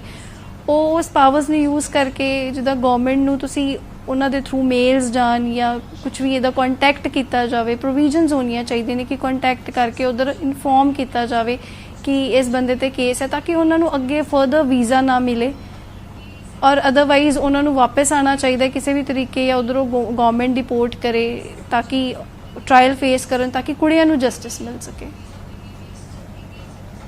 ਡਾਕਟਰ ਸਾਹਿਬ ਤੁਸੀਂ ਕੀ ਮੰਨਦੇ ਹੋ, ਇਹ ਸੰਕਟ ਸਿਰਫ ਕਾਨੂੰਨੀ, ਕੀ ਇਹ ਸਿਰਫ ਕਾਨੂੰਨੀ ਮਸਲਾ ਹੈਗਾ, ਜਾਂ ਇਹਦੇ ਤੁਸੀਂ ਇੱਕ ਸੋਸ਼ੋਲੋਜੀ ਦੇ ਤੌਰ ਦੇ ਉੱਤੇ, ਜਾਂ ਤੁਸੀਂ ਦੇਖਦੇ ਹੋ ਇਹ ਕਿ ਪੰਜਾਬੀ ਸਮਾਜ ਦੇ ਜਾਂ ਇੰਡੀਅਨ ਸੋਸਾਇਟੀ ਦੇ, ਇੰਡੀਅਨ ਸਬ ਕੰਟੀਨੈਂਟ ਦੇ ਜਿਹੜੇ ਸੰਕਟ ਨੇ ਜਾਂ ਪੂਰੀ ਦੁਨੀਆ ਦੇ ਸੰਕਟ ਨੇ, ਇਹਨਾਂ ਦੇ ਬਾਰੇ ਹੋਰ ਤਰੀਕਿਆਂ ਨਾਲ ਵੀ ਸੋਚਣ ਦੀ ਲੋੜ ਹੈ? ਜਿਸ ਤਰੀਕੇ ਨਾਲ ਤੁਸੀਂ ਇਸ਼ਾਰਾ ਵੀ ਕਰ ਰਹੇ ਸੀ ਕਿ ਜਿਸ ਤਰ੍ਹਾਂ ਲਾਲਚ ਦੀ ਹੋੜ ਲੱਗੀ ਹੋਈ ਹੈ, ਬਾਹਰ ਜਾਣ ਨੂੰ ਹਰ ਭੱਜਦਾ, ਹਰ ਬੰਦੇ ਨੂੰ ਬਾਹਰ ਜਾਣਾ ਇੱਕ ਸਟੇਟਸ ਹੈ, ਉਹਨੂੰ ਲੱਗਦਾ ਹੈਗਾ ਕਿ ਸ਼ਾਇਦ ਬਾਹਰ ਦੀ ਜ਼ਿੰਦਗੀ ਬਹੁਤ ਵਧੀਆ ਹੈ, ਜਦੋਂ ਕਿ ਸਟਰਗਲ ਉੱਥੇ ਤਾਂ ਇੱਥੋਂ ਨਾਲੋਂ ਵੀ ਜ਼ਿਆਦਾ ਹੈਗੀ, ਜਾਂ ਪੈਸੇ ਨੂੰ ਦੇਖਦਾ ਹੈ। ਤੁਹਾਨੂੰ ਲੱਗਦਾ ਸਿਰਫ ਕਾਨੂੰਨੀ ਪੱਖ ਹੀ ਹੈ ਇਸ ਗੱਲ ਦਾ, ਜਾਂ ਸੰਕਟਾਂ ਦਾ, ਇਹ ਸੰਕਟਾਂ ਨੂੰ ਤੁਸੀਂ ਕਿਵੇਂ ਸਮਝ ਰਹੇ ਹੋਗੇ? ਦੇਖੋ ਸੰਕਟ ਤਾਂ ਹੈਗਾ ਹੈ, ਹੁਣ ਤਾਂ ਚਲੋ ਬਾਹਰ ਜਾਣ ਦੇ ਹੋਰ ਰਸਤੇ ਖੁੱਲ ਗਏ, ਖਾਸ ਤੌਰ ਤੇ ਪੜ੍ਹਾਈ ਦਾ, ਤੇ ਇੱਥੇ ਜਾ ਕੇ ਵਰਕ ਵੀਜ਼ਾ ਮਿਲ ਜਾਂਦਾ, ਉਹਦੇ ਨਾਲ ਬਹੁਤ ਬੱਚਿਆਂ ਨੂੰ ਪੀਆਰਸ਼ਿਪ ਆਮ ਬਗੈਰ ਵਿਆਹ ਤੋਂ ਵੀ ਮਿਲ ਜਾਂਦੀ ਹੈ ਔਰ ਬਗੈਰ ਵਿਆਹ ਤੋਂ ਸੈਟਲ ਹੋ ਜਾਂਦੇ ਆ। ਪਰ ਅੱਜ ਤੋਂ 4-5 ਸਾਲ ਪਹਿਲਾਂ ਜਾਂ 6 ਸਾਲ ਪਹਿਲਾਂ ਇਹ ਪ੍ਰੋਵੀਜ਼ਨ ਬਿਲਕੁਲ ਨਹੀਂ ਸੀ, ਇਹ ਚੋਇਸ ਬਿਲਕੁਲ ਨਹੀਂ ਸੀਗੀ। ਬਾਹਰ ਜਾਣ ਦਾ ਇੱਕੋ ਇੱਕ ਆਸਾਨ ਤੇ ਜਿਹੜਾ ਰਸਤਾ ਸੀਗਾ ਉਹ ਸੀਗਾ ਵਿਆਹ ਕਰਾ ਕੇ, ਤੇ ਉਸ ਚੱਕਰ 'ਚ ਪੰਜਾਬ ਜਿੰਨੀ ਲਲਕ ਹੈਗੀ ਹੈ ਬਾਹਰਲੀਆਂ ਗ੍ਰੀਨਰ ਪਾਸਚਰ ਜਾਣ ਦੀ, ਜਾਂ ਮਤਲਬ ਹਰੀਆਂ ਚਰਾਗਾਹਾਂ 'ਚ ਚਰਨ ਦੀ, ਜਿੰਨੀ ਪੰਜਾਬ 'ਚ ਲਲਕ ਹੈਗੀ ਹੈ, ਉਸ ਲਲਕ ਨੇ ਕੀ ਕੁਝ ਕਰ ਦਿਖਾਇਆ। ਮੈਂ ਤੁਹਾਨੂੰ ਜ਼ਿਕਰ ਨਹੀਂ ਕਰਨਾ ਚਾਹੁੰਦਾ ਕਿ ਕਿਵੇਂ ਭੈਣਾਂ ਦੇ ਭਰਾਵਾਂ ਨਾਲ, ਸਹੁਰਿਆਂ ਦੇ ਬਹੂਆਂ ਨਾਲ, ਜਾਂ ਮਤਲਬ ਸਾਲੀਆਂ ਨਾਲ ਬਹੁਤ ਹੀ ਮਤਲਬ ਬੇਮੇਲ ਬੇਜੋੜ ਵਿਆਹ ਕਰਕੇ ਵੀ ਪੰਜਾਬੀਆਂ ਨੇ ਸਾਰੇ ਜੋ ਰਿਸ਼ਤੇ ਸੀਗੇ ਉਹ ਤਾਰ ਕਰਕੇ ਵੀ ਪੰਜਾਬੀਆਂ ਨੇ ਇਹ ਜਿਹੜਾ ਕੁਕਰਮ ਹੈ ਇਹ ਕੀਤਾ ਔਰ ਇਹ ਮਾੜਾ ਕੰਮ ਕੀਤਾ ਹੈਗਾ। ਚਲੋ ਹੁਣ ਇਹ ਮਸਲਾ ਉਸ ਹੱਦ ਤੱਕ ਨਹੀਂ ਹੈਗਾ ਹੈ, ਹੁਣ ਕਾਫੀ ਚੇਤਨਾ ਆਈ ਹੈ, ਸਾਰੇ ਲੜਕੀਆਂ 'ਚ ਵੀ ਆਈ ਹੈ ਤੇ ਮਾਪਿਆਂ ਦੀ ਕੁਝ ਚੇਤਨਾ ਆਈ ਹੈ ਤੇ ਪਲੱਸ ਸਭ ਤੋਂ ਵੱਡੀ ਗੱਲ ਹੈ ਕਿ ਇੱਕ ਰਸਤਾ ਖੁੱਲ ਗਿਆ ਬਗੈਰ ਵਿਆਹ ਤੋਂ ਵੀ ਬਾਹਰ ਜਾਣ ਦਾ, ਚਾਹੇ ਨਿਊਜ਼ੀਲੈਂਡ ਹੈ, ਚਾਹੇ ਆਸਟ੍ਰੇਲੀਆ, ਚਾਹੇ ਕੈਨੇਡਾ, ਚਾਹੇ ਇਟਲੀ ਹੈਗਾ ਹੈ ਤੇ ਚਾਹੇ ਉਹ ਆਸਟ੍ਰੇਲੀਆ ਹੈਗਾ ਹੈ। ਤੇ ਹੁਣ ਮਤਲਬ 19 ਸਮੱਸਿਆ ਨਹੀਂ ਹੈਗੀ ਹੈ। ਜਿੱਦ ਤੱਕ ਮੈਡਮ ਨੇ ਦੱਸਿਆ ਹੈਗਾ, ਜੋ ਪੀੜਤ ਇੱਕ ਮੇਰੀ ਭੈਣ ਹੈਗੀ ਹੈ ਕਿ ਉਹਨਾਂ ਨੂੰ ਸਮੱਸਿਆਵਾਂ ਆ ਰਹੀਆਂ, ਮੈਂ ਉਹਨਾਂ ਨਾਲ ਬਿਲਕੁਲ ਸਹਿਮਤ ਹੈਗਾ ਕਿ ਜਿਹੜੇ ਸਿਟੀਜ਼ਨ ਹੈਗੇ ਆ ਉੱਤਾ ਦਖਲ ਦੇਣ ਦਾ ਮਤਲਬ ਹੀ ਕੋਈ ਨਹੀਂ ਹੈਗਾ ਕਿ ਭਾਰਤ ਸਰਕਾਰ ਉਹਨਾਂ ਨੂੰ ਮਤਲਬ ਡਿਪੋਰਟ ਕਰਾ ਸਕੇ ਜਾਂ ਉਹਨਾਂ ਦੀ ਸ਼ਿਕੰਜਾ ਖਿੱਚ ਸਕੇ। ਪਰ ਜਿਹੜੇ ਬੰਦੇ ਉੱਥੇ ਵਰਕ ਪਰਮਿਟ ਤੇ ਆ, ਜੇ ਕੱਚੇ ਹੈਗੇ ਆ, ਉਹਨਾਂ ਨੂੰ ਸਟੇਟਸ ਨਹੀਂ ਮਿਲਿਆ ਸਿਟੀਜ਼ਨ ਦਾ, ਤਾਂ ਉੱਥੇ ਵੀ ਇੰਨਾ ਆਸਾਨ ਨਹੀਂ ਹੈਗਾ। ਜਿਹੜਾ ਨਿਜਤਾ ਦਾ ਉੱਥੇ ਕਾਨੂੰਨ ਹੈ ਕਿ ਤੁਹਾਡੀ ਪਰਸਨਲ ਲਾਈਫ ਹੈ ਉਹ ਸਟੇਟ ਦਖਲ ਨਹੀਂ ਦਊਗੀ, ਉਹ ਅਜੇ ਵੀ ਆੜੇ ਆਂਦਾ ਹੈਗਾ ਹੈ। ਔਰ ਜਿਹੜਾ ਇਹ ਕਾਨੂੰਨ ਬਣਿਆ ਸੀ, ਮੈਂ ਉਹਦੀਆਂ ਧਾਰਾਵਾਂ ਦੇਖੀਆਂ ਸੀਗੀਆਂ, ਜੋ ਕਾਨੂੰਨ ਦਾ ਖਰੜਾ ਸੀਗਾ ਮੇਰੇ ਕੋਲ ਮੈਡਮ ਰਾਜ ਨੇ ਭੇਜਿਆ ਸੀਗਾ, ਕਹਿੰਦੀ ਇਹਨੂੰ ਪੜ੍ਹ ਕੇ ਦੱਸੋ ਹੋਰ ਕੀ ਕੀਤਾ ਜਾ ਸਕਦਾ। ਉਹਦੇ ਵਿੱਚ ਤੁਹਾਨੂੰ ਮੈਂ ਦੱਸ ਰਿਹਾ ਕਿ ਇਹ ਪ੍ਰੋਵੀਜ਼ਨ ਸੀਗਾ ਕਿ ਇਹਨਾਂ ਬੰਦਿਆਂ ਦੀਆਂ, ਇਹਨਾਂ ਲੜਕੀਆਂ ਦੀਆਂ ਸੋ ਕਾਲ ਜਿਹੜੇ NI ਲਾੜੇ ਹੈਗੇ ਆ, ਇਹਨਾਂ ਦੀਆਂ ਜਾਇਦਾਦਾਂ ਜ਼ਬਤ ਕੀਤੀਆਂ ਜਾਣਗੀਆਂ, ਅਟੈਚ ਕੀਤੀਆਂ ਜਾਣਗੀਆਂ, ਇਹਨਾਂ ਨੂੰ ਡਿਪੋਰਟ ਕਰਾਇਆ ਜਾਏਗਾ ਔਰ ਇਹਨਾਂ ਨੂੰ ਇਹਨਾਂ ਦੇ ਪਾਸਪੋਰਟ ਤੇ ਰੈੱਡ ਮਾਰਕ ਲਾਇਆ ਜਾਊਗਾ ਕਿ ਦੁਬਾਰਾ ਪਾਸਪੋਰਟ ਕਿਸੇ ਮੁਲਕ 'ਚ ਨਹੀਂ ਜਾ ਸਕਦੇ ਹੈਗੇ ਆ। ਸੋ ਇਦਾਂ ਦੀਆਂ ਪ੍ਰੋਵੀਜ਼ਨ ਸੀਗੀਆਂ, ਪਰ ਇੱਥੇ ਨਾਲ ਦੀ ਨਾਲ ਮੈਡਮ ਨੇ ਬਿਲਕੁਲ ਸਹੀ ਕੁੰਡੀ ਫੜੀ ਹੈ ਕਿਉਂਕਿ they are in thick of things, ਇਹ ਘਰ ਤੱਕ ਬੁਰੇ ਦੇ ਘਰ ਤੱਕ ਪਹੁੰਚੀਆਂ ਹੋਈਆਂ ਕਿ ਜਿਹੜੇ ਇਦਾਂ ਦੇ ਮਾਮਲੇ ਨੇ ਪਹਿਲਾਂ ਹੀ ਨੀਤ ਬਦਨੀਤ ਹੁੰਦੀ ਹੈ ਔਰ ਉਹੀ ਬੰਦੇ ਕਰਦੇ ਨੇ, ਜਿਹੜੇ ਬੰਦੇ ਇਮਾਨਦਾਰ ਨੇ ਉਹ ਬਿਲਕੁਲ ਨਹੀਂ ਕਰਦੇ। ਪੰਜਾਬ ਜਿਹਾ ਨਹੀਂ ਕਿ ਸਾਰਾ ਪੰਜਾਬ ਕਰ ਰਿਹਾ, ਹਜ਼ਾਰਾਂ ਲੱਖਾਂ ਕੁੜੀਆਂ ਬਹਿ ਗਈਆਂ, 25,000 ਦੇ ਕਰੀਬ ਕੁੜੀਆਂ ਜਿਹੜੀਆਂ ਪੀੜਤ ਨੇ। ਸੋ ਜਿਹੜੀਆਂ ਮਤਲਬ ਜਿਹੜੇ ਕਰਦੇ ਨੇ ਇਹ ਕਾਲਾ ਮਾੜਾ ਜਾਂ ਗੰਦ ਪਾਉਂਦੇ ਨੇ, ਉਹ ਬੰਦੇ ਪਹਿਲਾਂ ਹੀ ਬਦਨੀਤੇ ਹੁੰਦੇ ਨੇ, ਉਹਨੀ ਸਾਰੇ ਕਾਨੂੰਨੀ ਪਰ 25,000 ਦਾ ਅੰਕੜਾ ਵੀ ਛੋਟਾ ਅੰਕੜਾ ਨਹੀਂ ਹੈ ਡਾਕਟਰ ਸਾਹਿਬ, ਬਹੁਤ ਵੱਡਾ ਅੰਕੜਾ 25,000 ਦਾ ਅੰਕੜਾ।